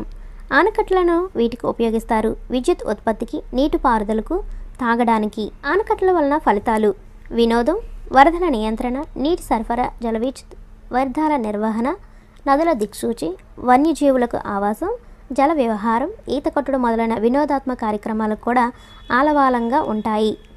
మన రాష్ట్రంలో ప్రధానమైన నదులు కృష్ణ, గోదావరి. మన రాష్ట్రంలో గోదావరి, కృష్ణ, వంశధార, నాగావళి, పెన్నా నదులు ముఖ్యమైనవి. నెక్స్ట్, కృష్ణా నదిపై నిర్మించిన బహుళార్థ సాధక నిర్మాణాలు Nagarjuna Sagar, Srisailam. Sir Arthur Cotton barrage ఏ నదిపై ఎక్కడ నిర్మించబడింది? గోదావరి, ధవళేశ్వరం. ధవళేశ్వర ఆనకట్ట వేటి మధ్యలో నిర్మించారు? తూర్పు గోదావరి జిల్లా ధవళేశ్వరం, పశ్చిమ గోదావరి జిల్లా విద్యేశ్వరం మధ్యలో. భారతదేశంలో పొడవైన నదుల్లో గంగా నది తర్వాత కృష్ణానది ఎన్నవ స్థానం ఆక్రమించింది? 4వ స్థానం. కృష్ణానది జన్మస్థానం మహారాష్ట్ర పశ్చిమ కనుమల్లో డాష్ మహాబలేశ్వరం. కృష్ణానది పొడవు సుమారు 1400 కిలోమీటర్లు. దీన్ని కృష్ణవేణి కూడా అంటారు. మన రాష్ట్రంలో కృష్ణానది ఏ జిల్లాల గుండా ప్రవహిస్తుంది? కర్నూలు, గుంటూరు, నంద్యాల, పల్నాడు, బాపట్ల, ఎన్టీఆర్, కృష్ణా. కృష్ణానదికి ఉపనదులు. ఈ లెసన్ చాలా ఇంపార్టెంట్ అండి, జీకేకి చాలా యూజ్ ఉంటుంది. భీమా, గాయత్రి, ఘటప్రభ, కొయిన, మలప్రభ, మున్నేరు, నిర, పాలెం, పంచగంగ, తుంగభద్ర, వేమన, వైరా నదులు అనేవి కృష్ణానదికి ఉపనదులు. ఆంధ్రప్రదేశ్, తెలంగాణ రాష్ట్రాలను పాక్షికంగా వేరు చేస్తూ చివరిగా కృష్ణా జిల్లా అంశుల దీవి వద్ద బంగాళాఖాతంలో కలుస్తుంది. నాగార్జున సాగర్ అనే పెద్ద మానవ నిర్మిత బహుళార్థ సాధక ప్రాజెక్టు ఏ సంవత్సరంలో కృష్ణానదిపై నిర్మించబడింది? 1967లో. ఇది భారతదేశంలో ఉన్న 7 వింతల్లో ఒకటి. నాగార్జున సాగర్ ఆనకట్ట వీటి మధ్యలో నిర్మించబడింది. ఆంధ్రప్రదేశ్ రాష్ట్రంలో పల్నాడు జిల్లా, నాగార్జునకొండ తెలంగాణ రాష్ట్రంలో నల్గొండ జిల్లా మధ్యలో. నాగార్జున సాగర్ ఎడమ కాలువ, కుడి కాలువ పేర్లు వరుసగా: ఎడమ కాలువ లాల్ బహదూర్, కుడి కాలువ జవహర్. ప్రకాశం బ్యారేజ్ ఏ నదిపై నిర్మించారు? కృష్ణానదిపై. ప్రకాశం బ్యారేజ్ పొడవు 1.2 కిలోమీటర్స్. ప్రకాశం బ్యారేజ్ను ఎప్పుడు ప్రారంభించారు? ప్రకాశం బ్యారేజ్ను 1954లో శంకుస్థాపన చేసి 1957లో ప్రారంభించారు. న్యూ టెక్స్ట్ బుక్లో డైరెక్ట్గా 1957లో ప్రారంభించారని ఉంది. ఇక్కడ ఓల్డ్ టెక్స్ట్ బుక్లో 1954లో శంకుస్థాపన చేశారని ఉంది. ప్రకాశం బ్యారేజ్ను ప్రారంభించిన ఉమ్మడి ఆంధ్ర రాష్ట్ర మొట్టమొదటి ముఖ్యమంత్రి టంగుటూరి ప్రకాశం పంతులు. ఇక్కడ 2 బిట్స్ ఉన్నాయి చూడండి. ప్రకాశం బ్యారేజ్ను ప్రారంభించిన వారు ఎవరు అంటే టంగుటూరి ప్రకాశం పంతులు. అలాగే ఉమ్మడి ఆంధ్ర రాష్ట్ర మొట్టమొదటి ముఖ్యమంత్రి ఎవరు అంటే టంగుటూరి ప్రకాశం పంతులు. కృష్ణానది ఒడ్డున ఉన్న పవిత్ర స్థలాలు మహాబలేశ్వరం, ఆలంపూర్ జోగులాంబ, విజయవాడ కనకదుర్గ, అమరావతి, అమరేశ్వరం. కృష్ణానది ఒడ్డున ఉన్న పవిత్ర స్థలాల్లో లేనిది ఏంటి అని ఎగ్జామ్లో అడగొచ్చు. సో ఇలా గుర్తుపెట్టుకోండి. కృష్ణానది ఒడ్డున గల నగరాలు సంగిలి, కరడ, విజయవాడ. సో దీన్ని ఇంకొకలాగా కూడా అడుగుతారు. కృష్ణానది ఒడ్డున ఉన్న సంగిలి, కరడ నగరాలు ఏ రాష్ట్రానికి చెందినవి? మహారాష్ట్ర. ప్రముఖ పర్యాటక ప్రదేశమైన భవానీ దీపం ఎక్కడ కలదు? విజయవాడ. ఏ సంవత్సరంలో కర్నూలు నగరానికి తుంగభద్ర నది వలన వరద వచ్చింది? 2009. ఏ సంవత్సరంలో మరలా కృష్ణానది పొంగడం వలన కృష్ణా, గుంటూరు జిల్లాల్లో అనేక ప్రాంతాలు నీట మునిగాయి? 2019లో. అంటే 10 years గ్యాప్లోనే మరలా జరిగింది ప్రమాదం. ఈ క్రింది వాక్యాలను పరిశీలించినట్లయితే అధిక వర్షపాతం వలన వచ్చేవి వరదలు, చాలా తక్కువ లేదా వర్షం పడకపోవడం వలన సంభవించేవి కరువులు. ఎక్కువ వర్షం పడని జిల్లా ఏంటంటే అనంతపురం. తొట్లవల్లూరు మండలం ఏ జిల్లాకు చెందినది? కృష్ణా జిల్లా. 7th లెసన్ మనకు ఎవరు సేవ చేస్తారు? కర్నూలు జిల్లాలోని అల్లూరు గ్రామం అందుకున్న పురస్కారం స్వచ్ఛతే సేవ. మనకు ఎవరు సేవ చేస్తారన్న పాఠంలో పచ్చదనం పరిశుభ్రతకు మారుపేరుగా ఉన్న గ్రామం అల్లూరు. ఇలా కూడా క్వశ్చన్ అడిగే అవకాశం ఉంది. ప్రజలకు అవసరమైన సౌకర్యాలు అందించడానికి సేవ చేసే వ్యవస్థను ఏమంటారు? ప్రభుత్వం. ప్రభుత్వం అనగా ప్రజలకు అవసరమైన సౌకర్యాలు అందించే ఒక సేవా వ్యవస్థ. మన దేశంలో ఎన్ని స్థాయిల్లో ప్రభుత్వాలు ఉన్నాయి? 3 స్థాయిల్లో. ఒకటి స్థానిక ప్రభుత్వం, రాష్ట్ర ప్రభుత్వం, కేంద్ర ప్రభుత్వం. గ్రామాలు, పట్టణాలు, నగరంలో ఉండే స్థానిక ప్రభుత్వాన్ని ఏమంటారు? స్థానిక ప్రభుత్వం. ఎన్ని సంవత్సరాలు పైబడిన గ్రామస్తులచే గ్రామ పంచాయతీ సభ్యులు ఎన్నుకోబడతారు? 18 సంవత్సరాలు పైబడిన గ్రామస్తులచే గ్రామ పంచాయతీ సభ్యులు ఎన్నుకోబడతారు. ఎన్ని సంవత్సరాలకు ఒకసారి పంచాయతీని ఎన్నుకుంటారు? ప్రతి 5 సంవత్సరాలకు ఒకసారి పంచాయతీని ఎన్నుకుంటారు. గ్రామ పంచాయతీ పెద్ద నాయకుడు లేదా గ్రామ పంచాయతీ పెద్ద ఎవరు అని అడుగుతారు, లేదా గ్రామ పంచాయతీ నాయకుడు ఎవరిని అడుగుతారు? సర్పంచ్. సర్పంచ్ పదవీ కాలము 5 సంవత్సరములు. గ్రామీణ ప్రాంత ప్రజలకు వారికి కావలసిన సేవలు పారదర్శకతతో అందించడానికి ప్రభుత్వం కొంతమంది ఉద్యోగులచే ఏర్పాటు చేసిన వ్యవస్థ గ్రామ సచివాలయం. ప్రతి గ్రామ సచివాలయంలో ప్రజలకు సేవలు అందించడానికి ఎంతమంది ఉద్యోగులు ఉంటారు? 11 మంది. కొన్ని గ్రామాలు కలిసి ఒక డాష్ ఏర్పడును మండలం. మన రాష్ట్రంలోని మండలాల సంఖ్య 679. మన రాష్ట్రంలోని మండలాల సంఖ్య 676. ఇది 2020 టెక్స్ట్ బుక్లో ఇలా ఇచ్చారు 676. న్యూ టెక్స్ట్ బుక్లో ఏమో 679. సో ఇదే మీరు మెయిన్గా తీసుకోవాలి. మండల స్థాయిలోని అన్ని సంక్షేమ అభివృద్ధి కార్యక్రమాలు నిర్వహించేవారు మండల అభివృద్ధి అధికారి. మండల పరిషత్ అధ్యక్షుడు వీరిచే ఎన్నుకోబడతారు ఎంపీటీసీ సభ్యులచే. మండల పరిషత్తులను ఓటర్లు ఈ ఎంపీటీసీ సభ్యులు ఎన్నుకుంటారు. ఎంపీటీసీల పదవీ కాలము 5 సంవత్సరములు. ఈ క్రింది వానిలో మండల పరిషత్ కార్యాలయం విధి. ఎగ్జామ్లో అయితే విధి కానిది ఏంటని అడిగాను. ఇక్కడ డైరెక్ట్గా మీకు క్వశ్చన్ ఆన్సర్ తెలియాలి కాబట్టి ఇక్కడ మీకు చదువుకోవడానికి వీలవుతుందని చెప్పి డైరెక్ట్ క్వశ్చన్ ఆన్సర్ ఇస్తున్నాను. అక్కడైతే ఆప్షన్ బట్టి మీకు కన్ఫ్యూజన్లో ఉంటాయి. ప్రాథమిక విద్య అందేలా చూస్తుంది. రక్షిత మంచినీరు అందిస్తుంది. వ్యవసాయం, పశువుల పెంపకం, చేపల పెంపకం, కోళ్ల పరిశ్రమ అభివృద్ధి, రోడ్లు, నీటిపారుదల నిర్మాణం మరియు మరమ్మతులు, రక్షిత మంచినీరు అందించడం, ఆరోగ్యం, మహిళా శిశు సంక్షేమం, మురికినీటి సౌకర్యం. మహిళా శిశు సంక్షేమం కోసం పనిచేసే కార్యాలయం మండల పరిషత్ కార్యాలయం. శాంతి భద్రతలను కాపాడే మండల స్థాయి ప్రభుత్వ సంస్థ పోలీస్ స్టేషన్. దీనికి తహసీల్దార్ అధిపతి. మండల రెవెన్యూ కార్యాలయం. కుల ధృవీకరణ, ఆదాయ ధృవీకరణ పత్రాలను జారీ చేసే మండల స్థాయి ప్రభుత్వ సంస్థ మండల రెవెన్యూ కార్యాలయం. రైతులకు పట్టాదారు పాస్ పుస్తకాలు మంజూరు చేసే మండల స్థాయి ప్రభుత్వ సంస్థ ఏంటి? మండల రెవెన్యూ కార్యాలయం. ఇలా ఇండివిజువల్గా అడుగుతారు, సో చూసుకోండి. మండల రెవెన్యూ కార్యాలయం యొక్క విధి. సో ఇక్కడ ఇంకా ఉండిపోయినవి ఏవో ఉన్నాయో అవి కూడా ఇచ్చేసాను. వెట్టి చాకరీ చేసే ప్రజలను విముక్తి చేయటం, భూ సంబంధిత సమస్యలను పరిష్కరించడం, ఎన్నికలు నిర్వహించడం. ఎగ్జామ్లో విధి కానిది ఏంటని అడుగుతూ ఉంటాను. తల్లి బిడ్డ సంక్షేమం పథకంలో భాగంగా సురక్షితమైన కాన్పులకు బాధ్యత వహించే మండల స్థాయి ప్రభుత్వ సంస్థ ప్రాథమిక ఆరోగ్య కేంద్రం.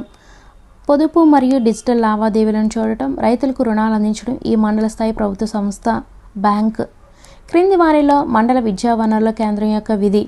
బడి ఈడుగల పిల్లలను పాఠశాలను నమోదు చేస్తారు. బడిలో చేరిన పిల్లలందరికీ నాణ్యమైన విద్య అందేలా పాఠశాలను పర్యవేక్షిస్తారు. మధ్యాహ్న భోజన పథకం బాగా అమలు అయ్యేలా చేస్తారు. ఈ క్రింది వానిలో పశు వైద్యశాల యొక్క విధి ఏంటి? పశువుల ఆరోగ్యం సంరక్షిస్తారు. గాయపడిన జంతువులకు వైద్యం అందిస్తారు. జంతువుల నుండి మనుషులకు సోకే వ్యాధులను గుర్తించి వాటికి నివారణ చర్యలను చేపడతారు. కొన్ని మండలాలు కలిసి ఒక డాష్గా ఏర్పడుతుంది, జిల్లాగా ఏర్పడుతుంది. మన రాష్ట్రంలో ఎన్ని జిల్లాలు ఉన్నాయి? 26. 13 జిల్లా పరిషత్తులు. ఓల్డ్ టెక్స్ట్ బుక్లో అదే 2020 టెక్స్ట్ బుక్లో అయితే 13 జిల్లాలని ఇచ్చారు. సో న్యూ టెక్స్ట్ బుక్ అంటే 2023లో అయితే మరలా కొన్ని యాడ్ చేయడం జరిగింది. అంటే జిల్లాలు మరలా డివైడ్ చేశారు కాబట్టి 26 జిల్లాలు అయితే ప్రజెంట్ ఉన్నాయి. జిల్లా పరిషత్ అధ్యక్షులు వీరిచే ఎన్నుకోబడతారు. జడ్పీటీసీ సభ్యులచే ఎన్నుకోబడతారు. మండలంలోని ఓటర్లు ఈ జడ్పీటీసీ సభ్యులను ఎన్నుకుంటారు. జడ్పీటీసీ సభ్యులను ఎన్నుకునేది మండలంలోని ఓటర్లు, అయితే జిల్లా పరిషత్ అధ్యక్షులను ఎన్నుకునేది జడ్పీటీసీ సభ్యులు అన్నమాట. జిల్లాలోని అన్ని ప్రభుత్వ సంస్థల కార్యకలాపాలను పర్యవేక్షించేది కలెక్టర్. పట్టణాలు, నగరాల్లోని స్థానిక ప్రభుత్వాలను ఏమంటారు? పురపాలక, నగరపాలక సంస్థలు అంటారు. మన రాష్ట్రంలో నగరపాలక, పురపాలక సంస్థలు వరుసగా నగరపాలక సంస్థలు 16, పురపాలక సంస్థలేమో 74. పురపాలక సంఘానికి అధిపతి చైర్పర్సన్, నగరపాలక సంస్థకు అధిపతి మేయర్. నగరపాలక, పురపాలక సంస్థల విధులేంటి? చెత్తను శుభ్రం చేయడం, వ్యర్థాలను తొలగించడం, వీధి దీపాల ఏర్పాటు, జనన మరణాల నమోదు, గృహాలు, పార్కుల నిర్మాణము, ఆసుపత్రుల ఏర్పాట్లు, రోడ్ల నిర్మాణం, మరమ్మతులు, నిర్వహణ, రక్షిత మంచినీటి సౌకర్యం కల్పించడం. రాష్ట్ర ప్రభుత్వంలో వీరి సలహా మేరకు మంత్రిమండలిని నియమించేది ఎవరు? ముఖ్యమంత్రి సలహా మేరకు మంత్రిమండలి నియమించేది గవర్నర్. రాష్ట్ర ప్రభుత్వంలో ముఖ్యమంత్రి సలహా మేరకు మంత్రిమండలిని నియమించేది గవర్నర్. రాష్ట్రంలో ప్రజలందరి బాధ్యత తీసుకునేది రాష్ట్ర ప్రభుత్వం. ఆంధ్రప్రదేశ్ ప్రస్తుత గవర్నర్ ఎవరు? ఎస్ అబ్దుల్ నజీర్. భారతదేశ రాజ్యాంగాధిపతి రాష్ట్రపతి. మన రాష్ట్రపతి ద్రౌపది ముర్ము. ప్రధానమంత్రిని నియమించేది రాష్ట్రపతి. కేంద్ర ప్రభుత్వంలో వీరి సలహా మేరకు మంత్రిమండలిని నియమించేది. కేంద్ర ప్రభుత్వంలో అయితే ప్రధానమంత్రి సలహా మేరకు మంత్రిమండలిని నియమించేది రాష్ట్రపతి. సో ఇలా క్వశ్చన్స్ అడుగుతూ ఉంటారు. మీకు టెక్స్ట్ బుక్ మొత్తం కంప్లీట్గా అయితే ఇచ్చేసాను, అందులో ఎటువంటి డౌట్ లేదు. మీరు ఈ బిట్స్ చదివితే టెక్స్ట్ బుక్ చదివేసినట్టే. కేంద్ర ప్రభుత్వం అందించే సేవలేంటి? తపాలా, రైల్వే, టెలికాం, విమానాశ్రయాలు, ప్రకృతి వైపరీత్యాల నిర్వహణ.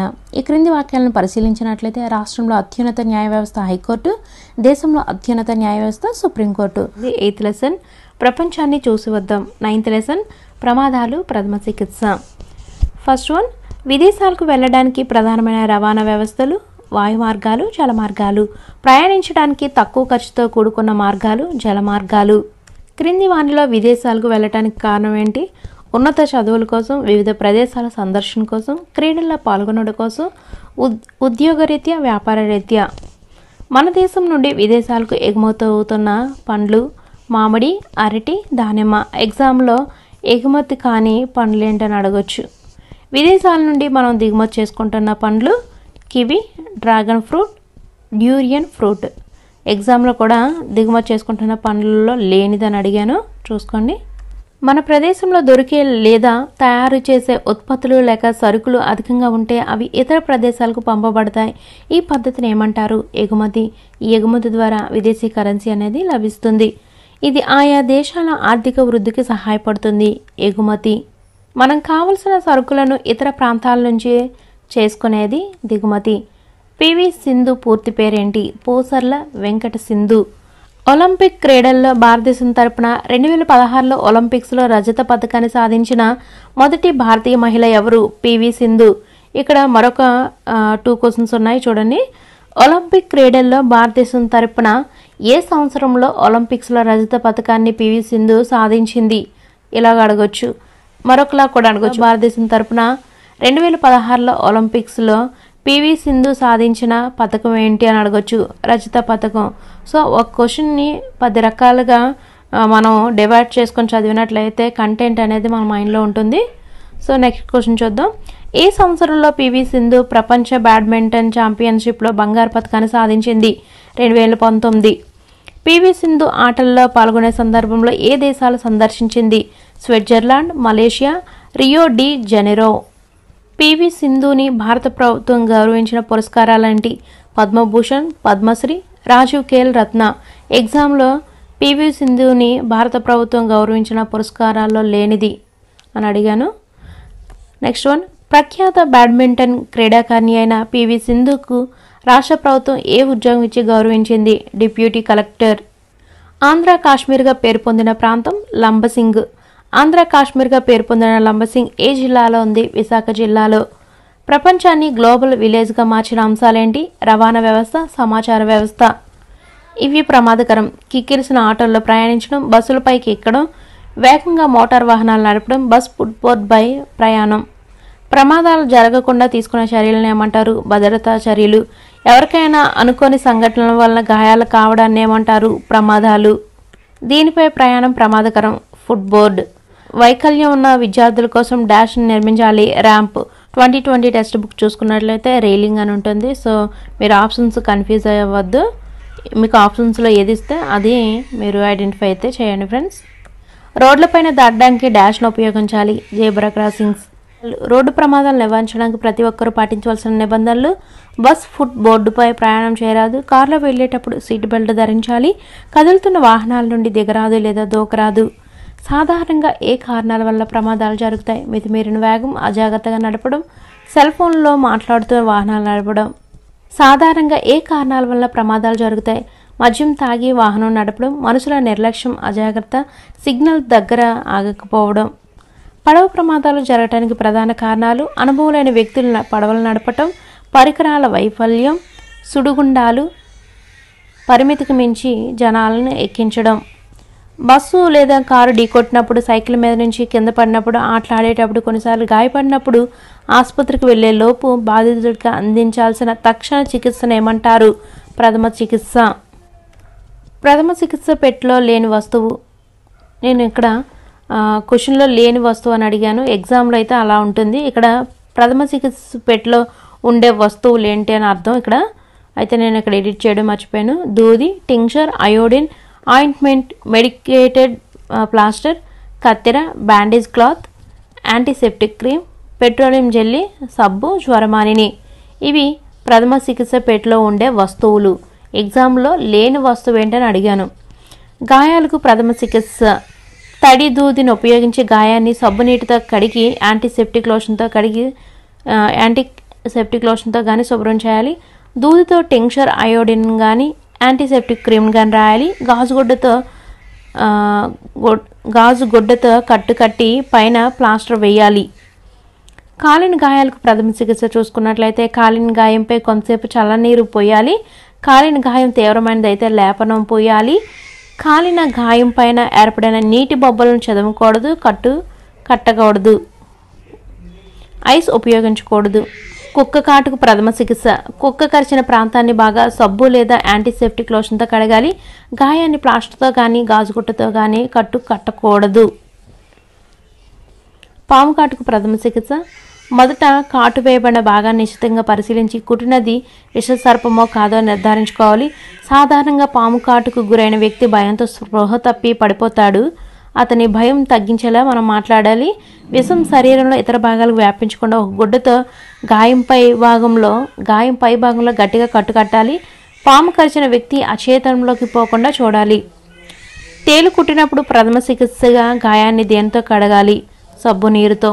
వైద్య సేవల కొరకు, పోలీసు, అగ్ని ప్రమాదాల నివారణల కొరకు 24 గంటలు అందుబాటులో ఉండే సేవలను ఏమంటారు? అత్యవసర సేవలు.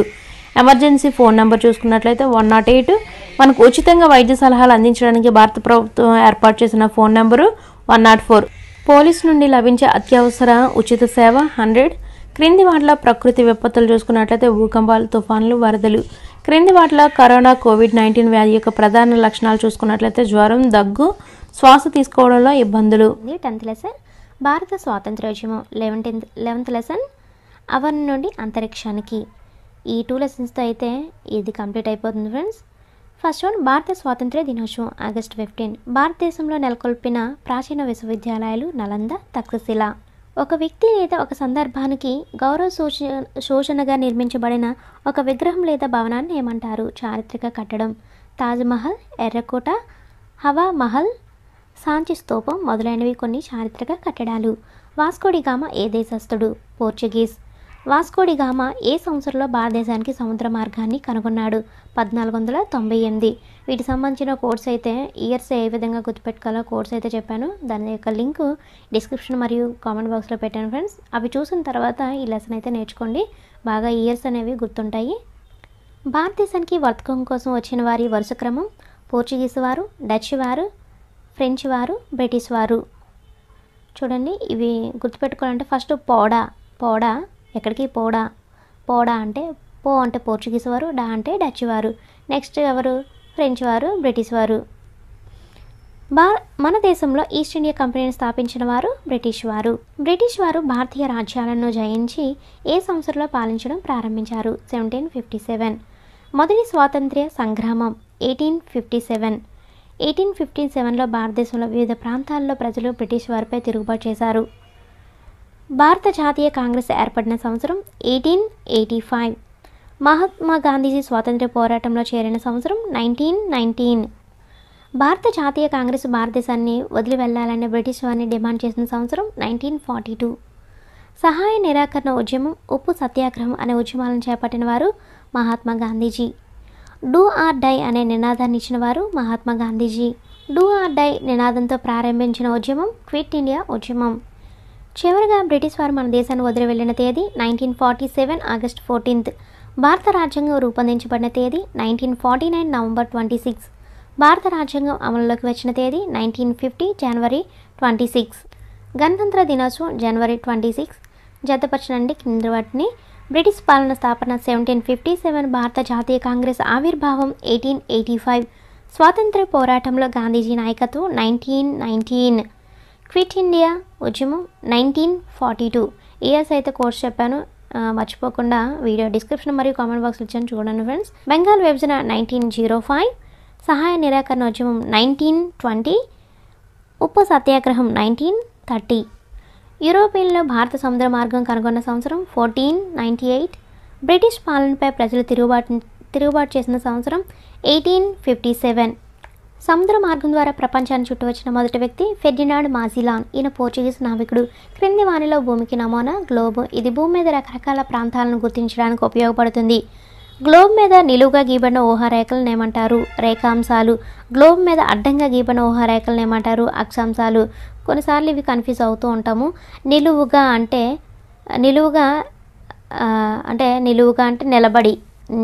నిలబడింది ఎవరు? రేఖ నిలబడింది, అలా గుర్తుపెట్టుకోండి. లేదా ఇక్కడ చూడండి, అడ్డుగా అక్షాంశాలు అలాగైనా గుర్తుపెట్టుకోండి. గ్లోబును అడ్డంగా 2 సమాన భాగాలకు విభజించే అక్షాంశాలని ఏమంటారు? భూమధ్య రేఖ. గ్లోబు నిలువుగా 2 సమాన భాగాలకు విభజించే రేఖాంశాన్ని ఏమంటారు? Prime meridian.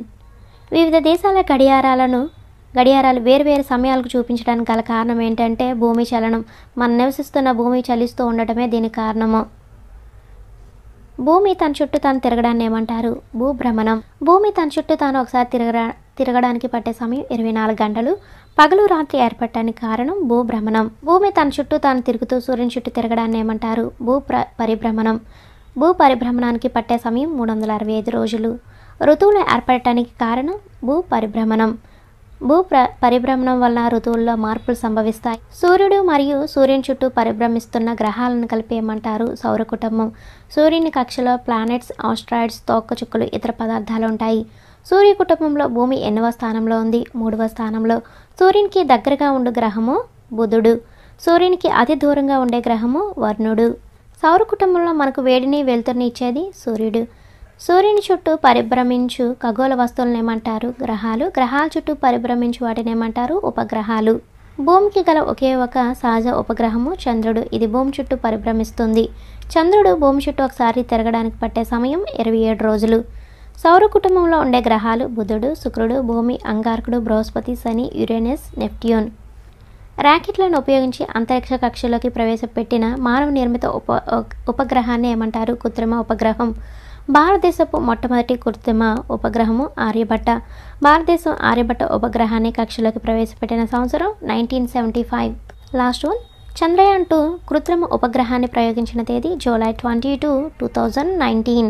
దీనిని శ్రీహరికోటలోని సతీష్ ధావన్ స్పేస్ సెంటర్ నుండి GSLV MKIIM-1 ద్వారా ప్రయోగించారు. దీనిలో ఆర్బిటర్, విక్రమ్ ల్యాండర్ మరియు ప్రజ్ఞాన్ రోవర్ ఉన్నాయి. ఇంతే టీచర్స్. ఈ 3-4-5 క్లాస్ ఈవీఎస్ సంబంధించిన పీడిఎఫ్ కావాలనుకుంటే కేవలం 100 రూపీస్కే సెండ్ చేయడం జరుగుతుందండి. డిస్క్రిప్షన్ మరియు కామెంట్ బాక్స్లో డీటెయిల్స్ అయితే ఇచ్చాను. ఆ నెంబర్కి ఫోన్పే కానీ జీపే కానీ చేసి మీరు వెంటనే పొందుకోవచ్చు. సో ఇది దీనికి సంబంధించిన డీటెయిల్స్. మన ఛానల్లో ప్రతి వీడియో కూడా టెక్స్ట్ బుక్ బేస్ చేసుకొని ఉంటుందండి. ఏ మెటీరియల్ నుంచి కూడా తీసుకోవడం ఉండదు. ప్రతిదీ కూడా టెక్స్ట్ బుక్లో పేజ్ నెంబర్స్తో సహా ఇవ్వటం జరుగుతుందండి. జెన్యున్గా అయితే ఇవ్వటం జరుగుతుంది. సో ప్లీజ్ సపోర్ట్ చేయండి. ఈ వీడియో కనుక మీరు ఫస్ట్ టైం కనుక చూస్తున్నట్లయితే మీ అమూల్యమైన సబ్స్క్రైబ్తో నాకు సపోర్ట్ చేయండి. అలాగే మీ లైక్ అండ్ కామెంట్ అనేవి నాకు చాలా విలువైనవండి. సో ప్లీజ్ లైక్ చేయండి, కామెంట్ చేయండి, అలాగే మీకు వీలైతేనే షేర్ చేయండి. ఇలాంటి మరెన్నో అప్డేట్స్ కోసం మన ఛానల్ చూస్తూ ఉండండి. Thank you for watching.